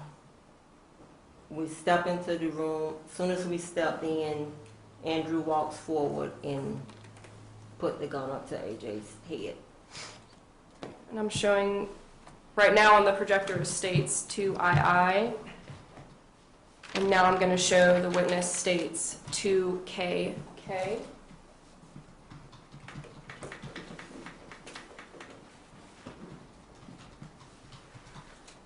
All right, so this still shows some of the doorway and a little bit more of your bedroom, is that right? Yes. Okay. So kind of the angle that this photo is taken at, was AJ, were you standing kind of here? And like, where was AJ? Kind of show us. Just your best guess, I guess. Right here. Okay. How many steps do you think y'all had taken into your room? 2, about. Okay, so about 2 steps in. And where do you remember the defendant standing? He's right here. Okay. All right, so I guess let me ask you this. Are any of those exact measurements of? No. Okay, so those are your best guesstimates? Yes. All right. So when y'all walk into the room, is the defendant's back turned towards you? Like, is he facing towards the dresser, or is he facing the door where you all are coming in? He's facing the door. And what is in his hand? The gun.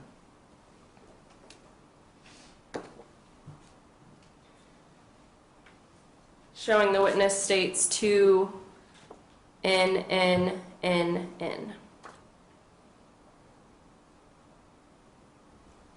All right. Is that the gun that the defendant was holding? Yes. And how did he get this gun? From my father.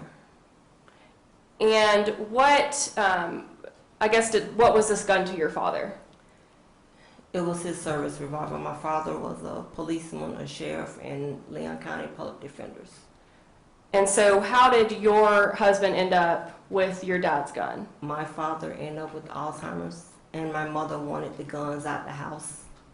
So they pawned some of them, and we kept, this is one of the ones we kept. Did you want to keep this gun, or whose decision was it to keep this one? Andrew's.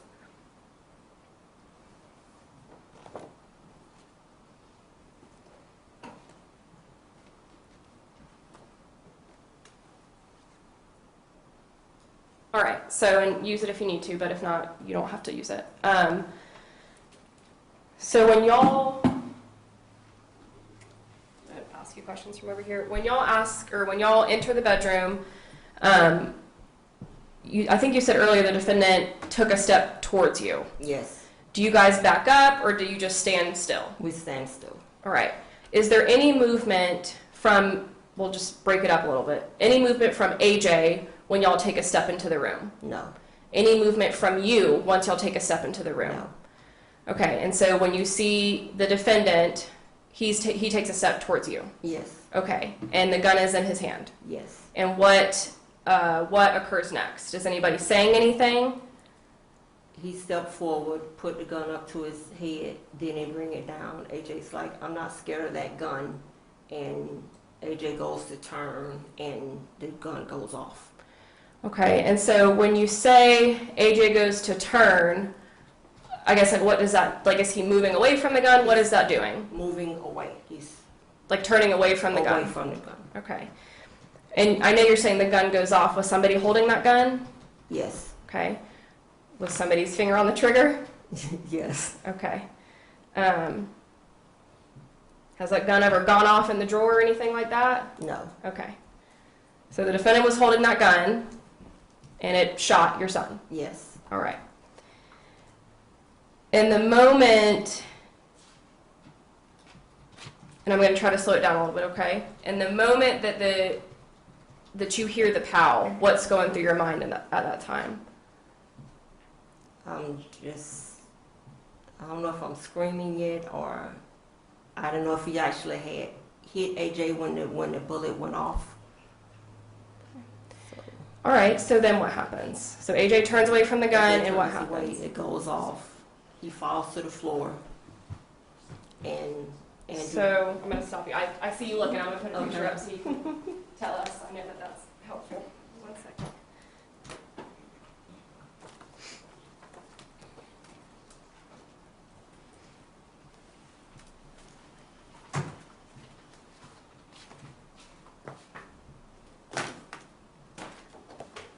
All right, showing the witness states 2AAA. All right, so is this, we'll put this other picture back up so you can kind of use both.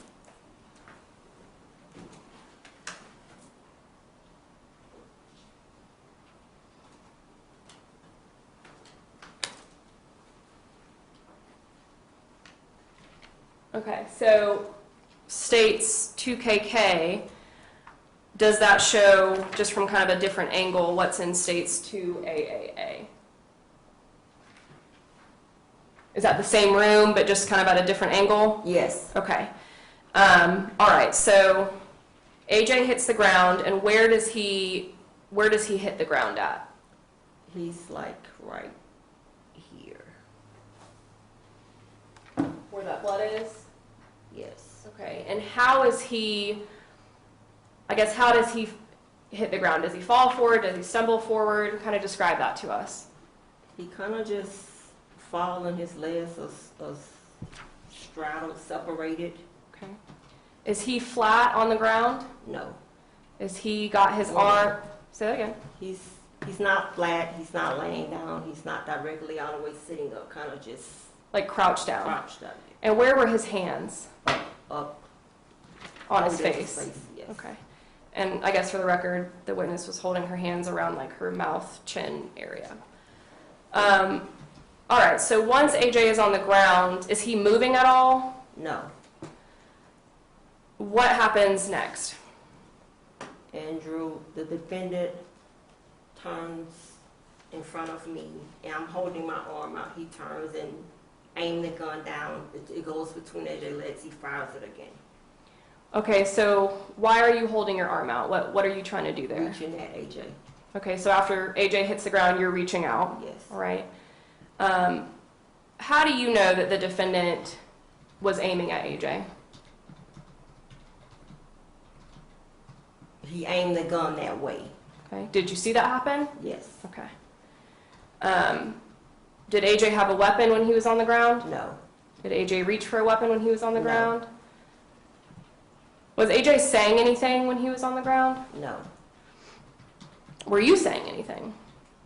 No. Just screaming. Okay. After the defendant fires the second shot, what happens next? AJ gets up. He's like, I guess let me ask this. Does the second shot hit AJ, to No. your knowledge? to my knowledge, no. Okay. So then what happens next? He gets up and he's like trying to kind of like running. He went that way in our room, then he just went to go run out the same entrance room to the door. Okay, so I'm going to stop you real quick and show Okay. you another part of your room.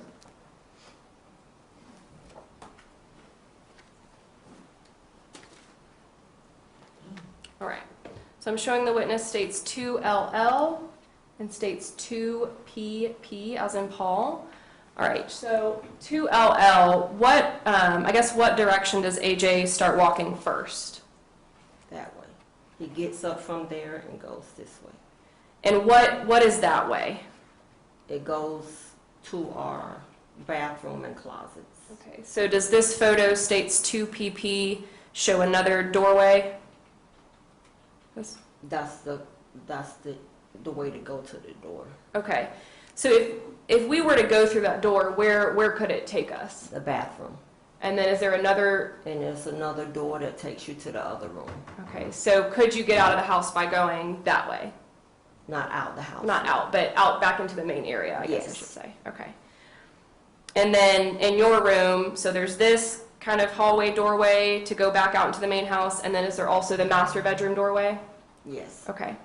So at the time that AJ is kind of walking this way, where are you at? I'm still standing kind of in the doorway by my dresser. Over there? Yeah, like Okay. my dressers, yeah, by my dresser. And where, here, this one's better. I'm showing the witness states 2KK. Do you see your dresser in that picture? Yes. Is that better? Okay. Right here. And where is the defendant standing? By me. Okay, so y'all are both near the doorway, Yes. master bedroom doorway? Yes. Okay. I guess, do you remember if you and the defendant were doing anything in the doorway, or kind of what are y'all doing at the time that AJ's still standing over there? Just standing there. I don't know if I was saying anything or still just yelling. Okay. And I know I'm kind of going slow with it, but was it happening slowly, quickly, kind of how? Quick. Okay. So a lot quicker than how we're Yes. breaking it down? Yes. Okay. All right, so does AJ ultimately, does he end up going out of the hall that's in, the hallway door that's in your room? He go back out the bed. He go back out this door. The master bedroom The door? master bedroom door. Okay. And when he does that, does he raise a fist at the defendant? No. Does he shout any threats at the defendant? No. Does he jump at him? No. Did he have a weapon or anything in his hands? No. At this point, had he been shot already? Yes. Okay. Does the defendant do anything as AJ's leaving the room? When he's leaving the room, he holds up the gun again and say, "Get the fuck out of my house." And I guess when you say holds up the gun again, is it like pointed at him or around Just like, him? no, just up like that. Okay, and tells him to get the fuck out of my house. Okay.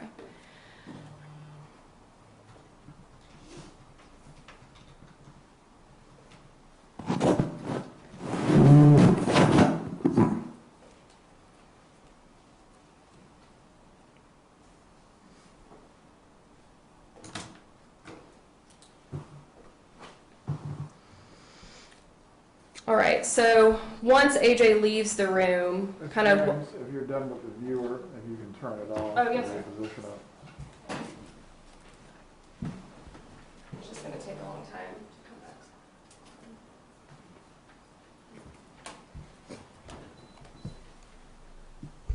All right, so once you and AJ leave, or I'm sorry, once AJ leaves the room, what do you do?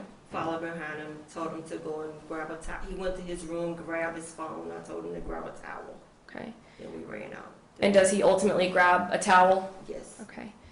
And where was the towel at, or where were the towels kept? In the closet in the hallway.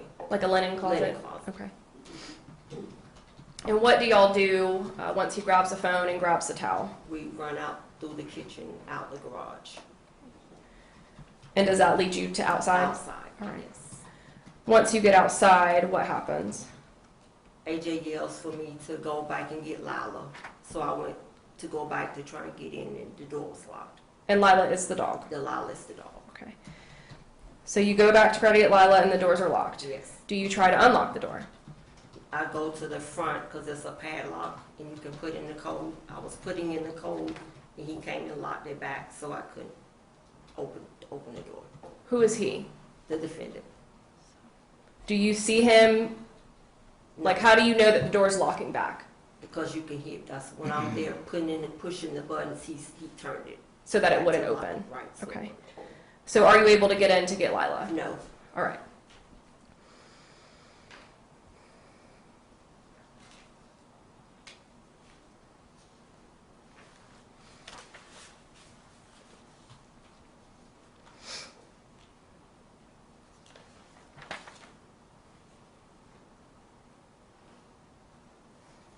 All right. Does law enforcement arrive ultimately?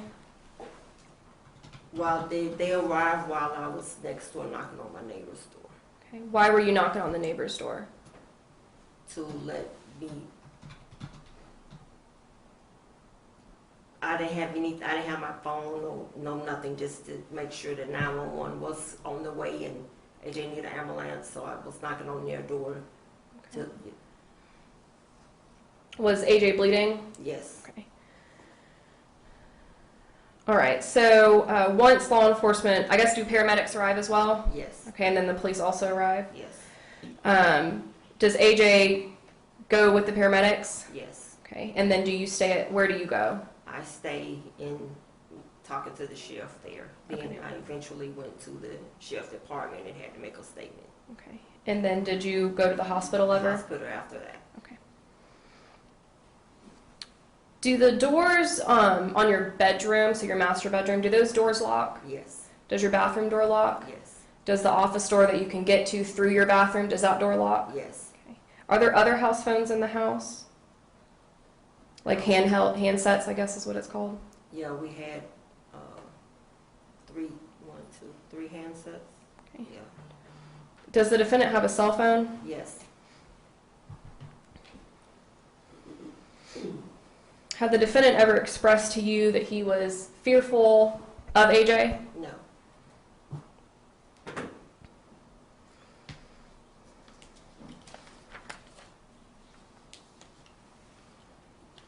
Was there anything that you observed that evening that would have led you to expect that the shooting would have happened? No. May I have one moment? Take your time.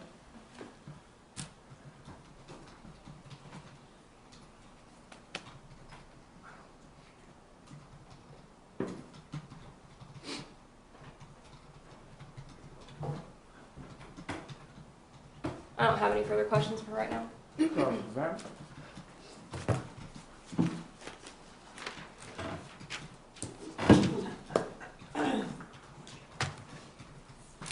Good morning. Good morning. Again, my name's Ryan Davis. I know we met one time before, but it's been a little while.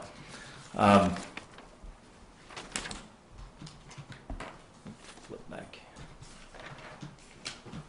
Now, you were married to Mr. Lawyer, you said, for how long? 28 years. 28 years? And you're divorced now, correct? Yes. And would it be fair to say that January 3rd, 2019 was the last day that you guys shared a home together? Yes.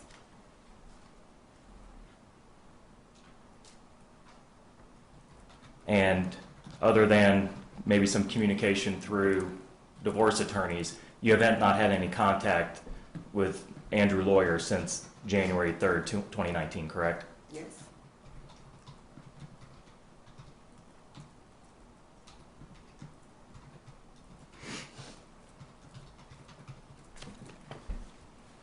Would it be fair to say that when AJ was in high school that he and Andrew did not have a very close relationship?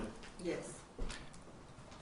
And what year did AJ graduate from high school? 2016. And in 2016, that's when he left and moved into the dorm? Yes. And was that at Florida A&M University? Yes. And how long did he attend Florida A&M University? 2 years. And was it after those 2 years, or when did he move back into the house then? July of 2018. July of 2018? And that fall semester of 2018, was AJ going to school? Yes. Where was he attending school? Tallahassee Community College. I know you're anticipating what I'm saying, but just to make it easier for the court reporter, if you'll wait till I stop. Okay. Okay, thank you. Because if we keep doing that, she will tell us to stop it. So in the fall of 2018, he's now living at home and he's attending TCC? Yes. Okay.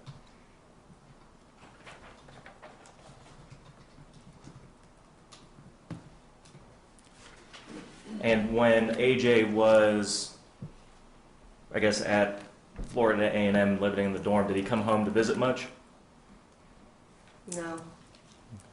Do you know if him and Andrew talked much on the phone? I'm not sure. Okay. Do you know if they were getting together for lunches, going to football games together? Not to my knowledge. Okay.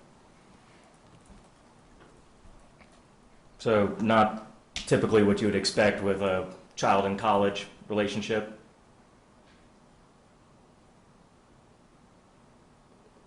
I would object to speculation. Overruled. Reword, what are you? The point is, if you have a child that leaves and go to college, you'd expect phone calls, visits, and things like that. You didn't see that between AJ and Andrew? No. Okay. And I guess my point was, typically you would have that kind of relationship with a college student, correct? Or you did, didn't you? I did. Okay. You kept in contact with him. Yes. You guys talked on the phone. Yes. You guys were sending text messages. Yes. Okay.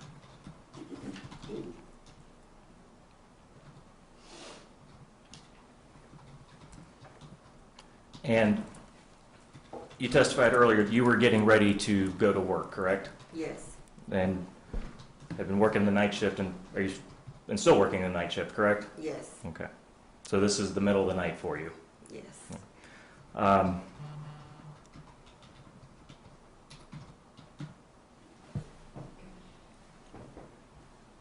That evening, was Andrew acting normal? Yes.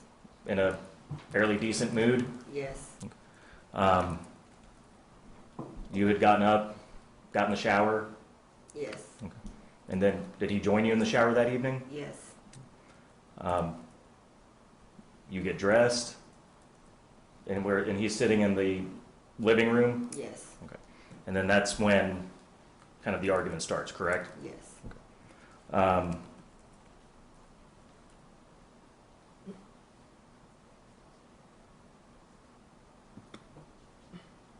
And it started when, or you testified it started when AJ was asking you for some olive oil, and then Andrew comes in. Yes. Okay. And at some point you testified that Andrew kicked at the dog, Yes. but you can't say if he actually made contact with the dog. Correct. So maybe kind of like a shoe or Yeah. kind of like shoo away dog? Yes. Okay, not a rear back and trying to hurt the dog. Yes. Okay.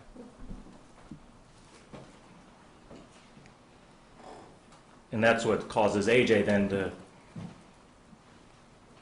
I guess, what the fuck? Yes. Okay.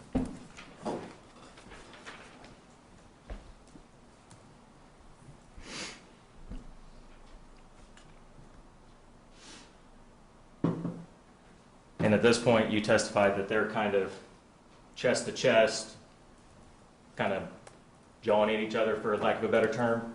Yes. Okay. And things are being said back and forth? Yes. And is it during this time that AJ says if it wasn't for you and your daughter and some other people that Andrew had already been 6 feet under? Doing that. Yes.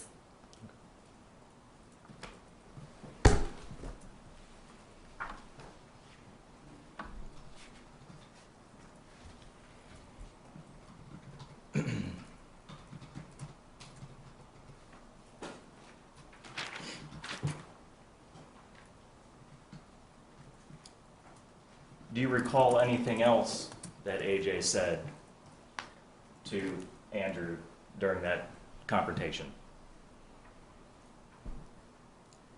Exactly, no, just words were passed as far as in him, you're not my dad,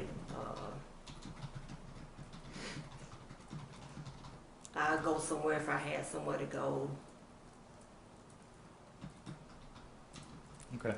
Do you remember, now you testified earlier that night on January 3rd, after they took AJ to the hospital, you said you went to the police station, or the sheriff's department, and gave a statement, correct? Yes, And you also went back, about 2 weeks later, and gave another statement, correct?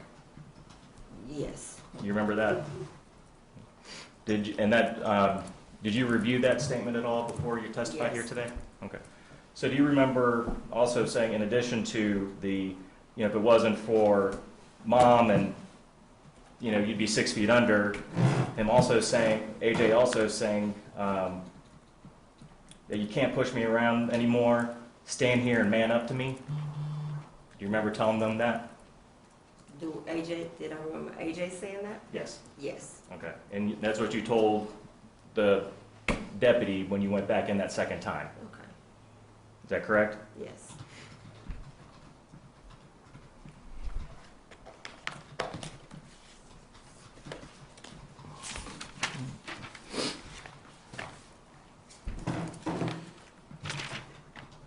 And before the 911, or before Andrew calls 911, did he tell AJ to leave the house? Yes, And then were you telling AJ to leave the house? not yet, Not yet, but you get to the point where you tell him to leave yes, because it's escalating. yes, Their anger is rising. yes.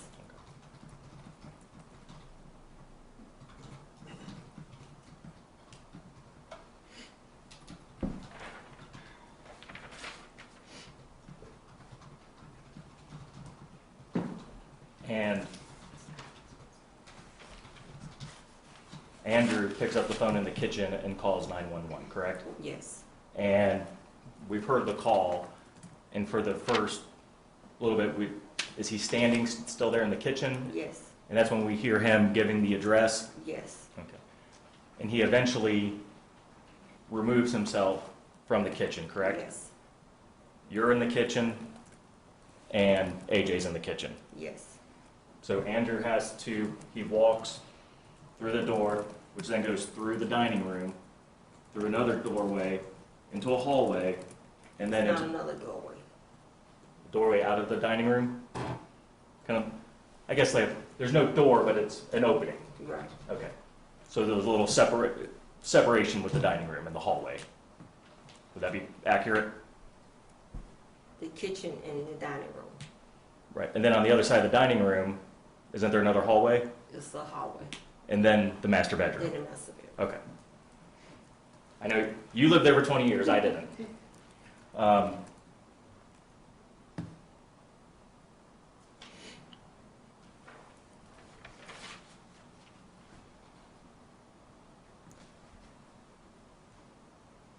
Was it after Andrew leaves the kitchen that you're telling AJ to leave?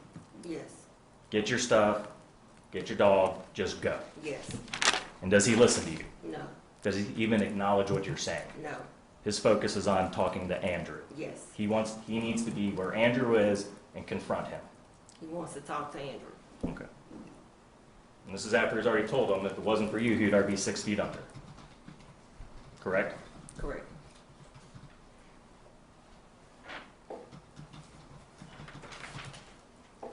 Now you described when you're walking to the bedroom door, which is the master bedroom, correct? Correct. The door was cracked, correct? Yes.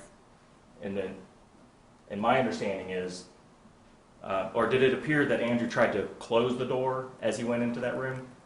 It appears he tried to close it, but just did that, and it just was coming back open.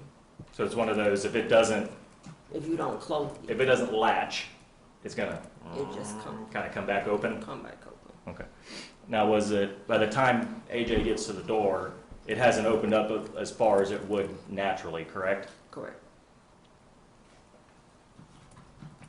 So it'd be pretty quick that AJ went from the kitchen to the bedroom. Yes.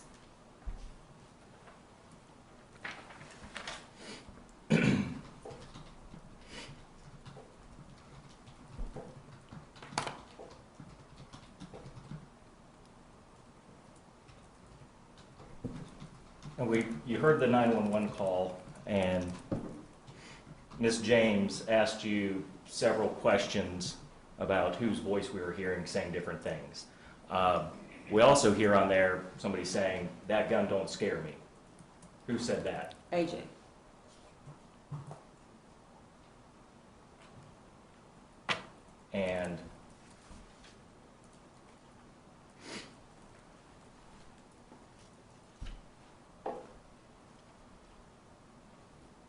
And where was the gun pointed?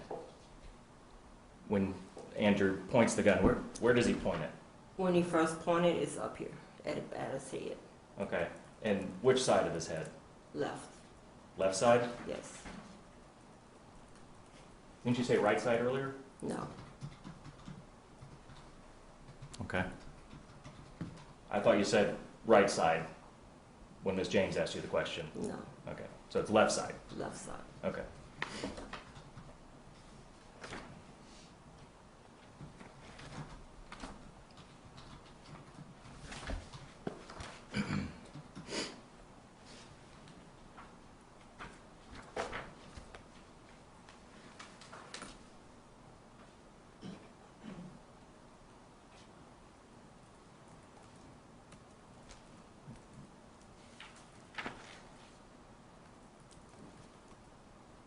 Now, do you remember that time that we met?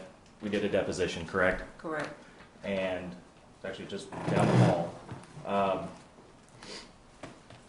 Do you recall telling me at one point it was the left side of the head, and then another time the right side of the head? No. Okay. Would it help refresh your memory if I showed you a transcript of the deposition? Yes. If I can approach? You may approach. I'm on page 23, line 4.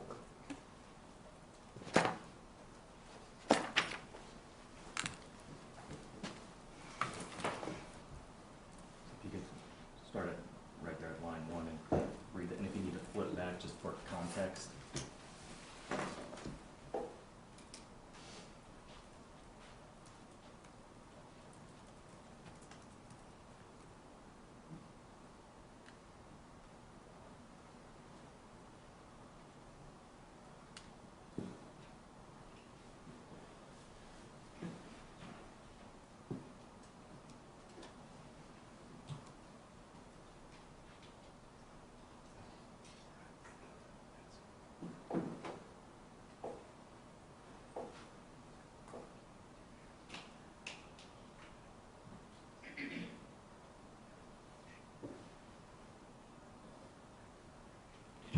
Portion?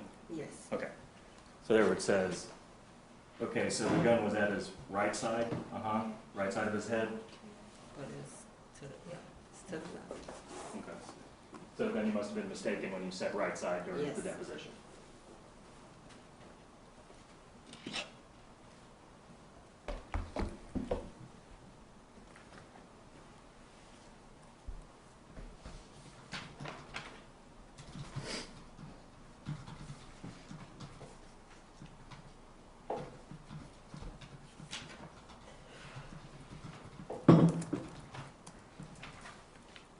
You also testified that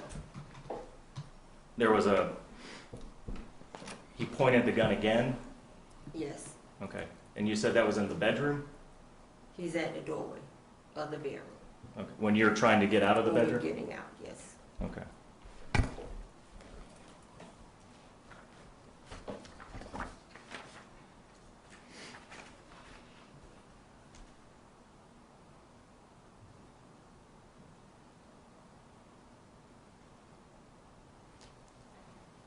Now again, I asked you this earlier. You said you remembered talking to the sheriff's deputy back on couple weeks after the incident, correct? Correct. That was your second interview. Yes. And you said you didn't review that before coming here today, Yes. correct?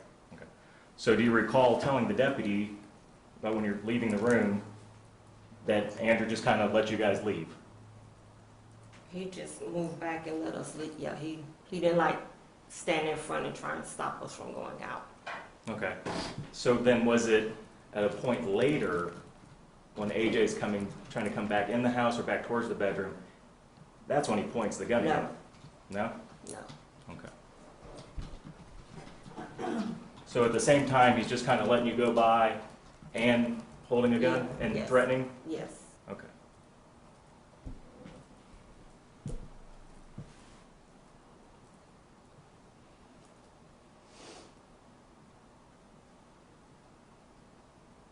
Because in that same time when you're telling the detective this back in, a couple weeks after the incident, you're telling him, I don't know where Andrew is. I don't know where he goes. So that statement makes it sound like he kind of let you go and you don't know what's happening or where he goes or what he does. But now you're saying immediately he's pulling a gun. He's pointing the gun again.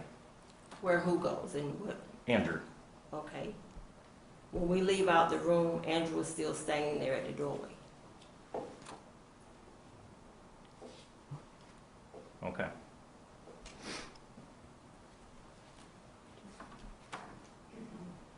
If I can have a moment. You may.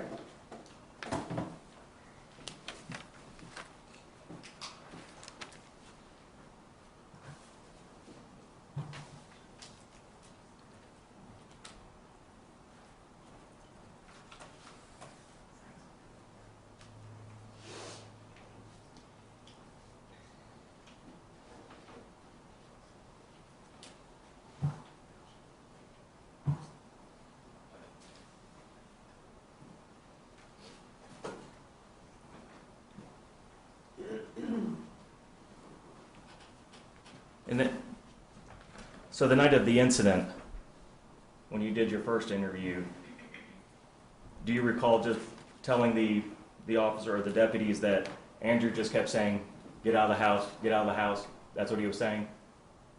Using the F word, but yes. Okay.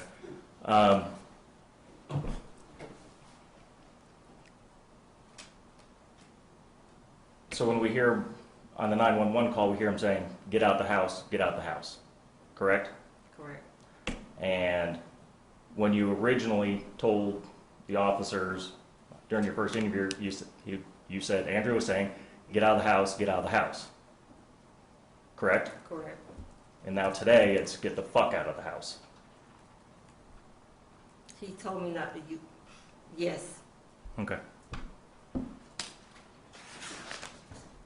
Nothing further. Redirect.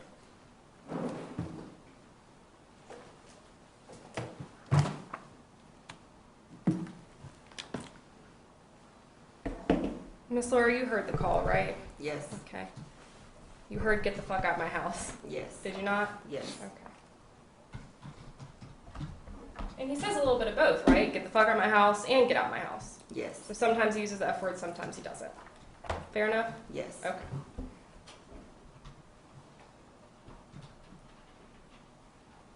I guess let's just, put it plainly. Andrew and AJ, did they speak when they needed to, and when they didn't need to, they didn't?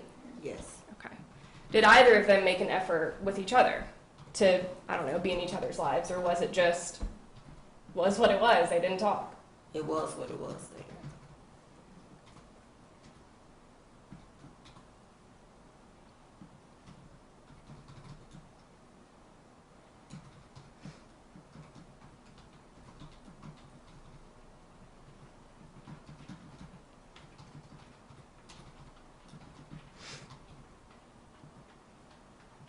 While you were out, while AJ was living in the house and you would be at work, assumably, would it be a fair statement that AJ and Andrew would be in the house at the same time? Yes. So these aren't like strangers. This is a father and a son that lived in the same house. Yes. Okay.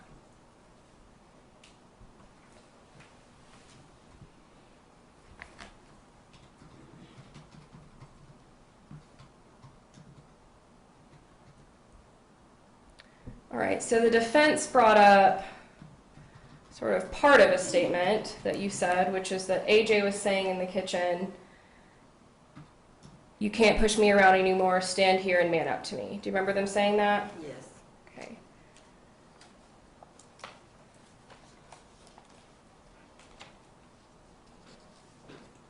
Do you remember the full statement that AJ made? Being, "I'm not that little boy anymore. I'm not that little boy you can just push around anymore like you used to. I'm not that little boy anymore. Stand here and man up to me." Do you remember that being the full statement? Some of it I'm not sure of everything. May I approach the witness? May?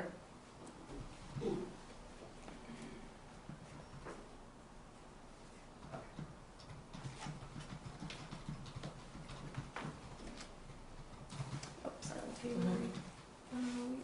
Right here. Right here.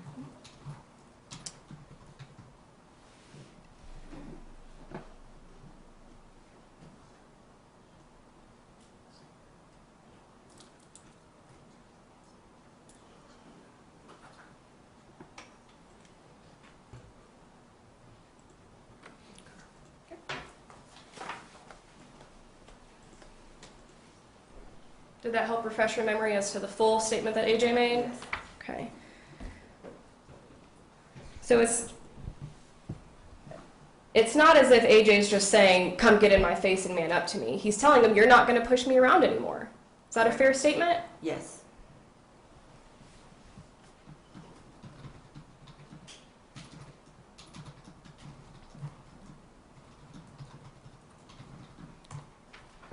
When you're telling AJ, I guess in the kitchen and when y'all are walking, maybe you should just go, the defense asked you if he acknowledged you, and you said, no, he didn't, that he didn't acknowledge you. But isn't it true that AJ does tell you that he just wanted to talk to his dad or ask him why he kicked Lila? Yes. So he's not just ignoring you as you're talking to him. He does respond to you. Is that right? Yes.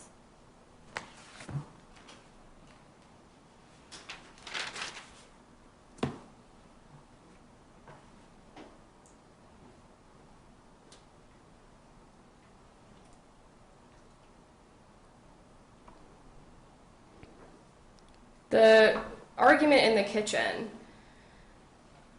were either you or AJ even talking to the defendant at all? Did it have anything to do with him, the olive oil situation? No. Okay. Who inserts him into that conversation? The defendant did. Okay. Who gets in AJ's face? The defendant. Did AJ run over and get in his face? No. Did AJ run over and start yelling at him? No. Did AJ involve him at all? No. He made a choice to get in AJ's face, isn't that Yes. right? And when he gets in AJ's face, does AJ raise a fist? Does he jump at him? Does he do anything physical to him? No. Does he use his words? Word. Meaning, is he talking, yelling, or using his words instead of his hands? He's using words.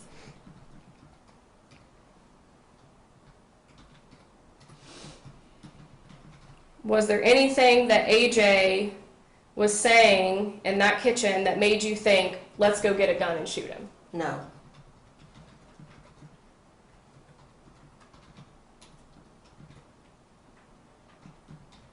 When y'all get to the bedroom door, does AJ bust the door down? No. Okay. Does he run through the door? No. Does he do anything more than walk and take a couple steps into the door like you told us? No. And when y'all get in the room, who's standing at the door waiting for you? The defendant. What does he have in his hand? A gun. Who's he pointing it at? AJ. Did AJ even get a word out as soon as you walked in that room, before the shot goes off? But when you first walk in the room, does AJ even get a word out? No. Do you get a word out? No.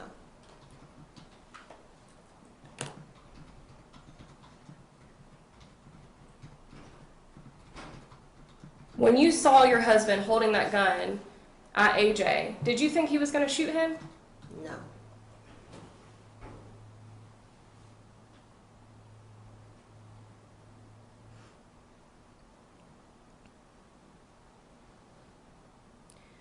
when he was initially holding the gun to AJ's head, were you thinking about, was it left side, right side, or what were you paying attention to in that moment? Him holding the gun at my child's head.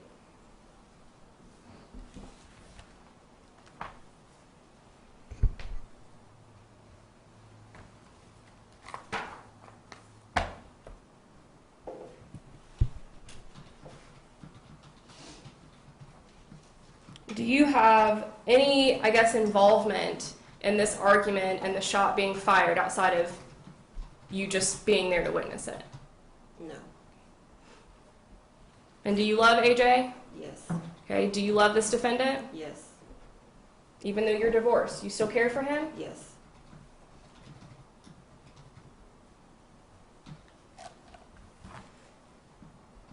May I have one moment? Take your time.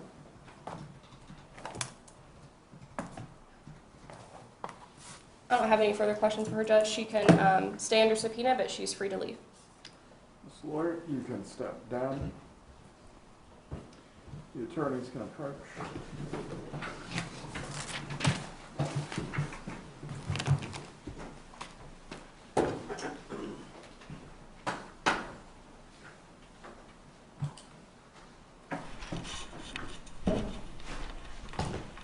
Do you have someone we can call before running up on 11:45, or should we just take the break now? I told him not to leave, so I apologize.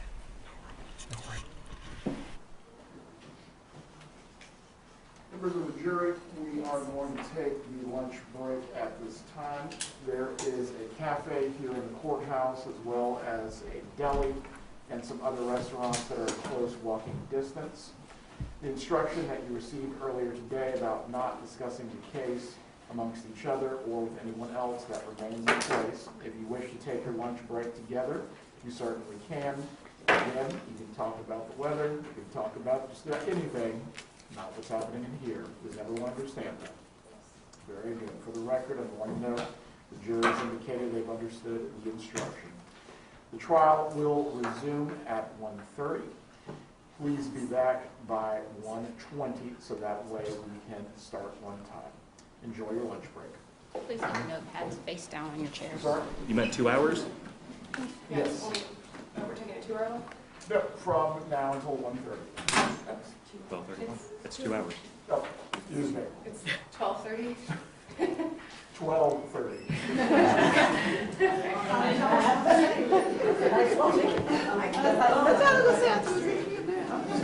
I was like, wow, it's going to drive to Jefferson County. Monday. My first ones were there.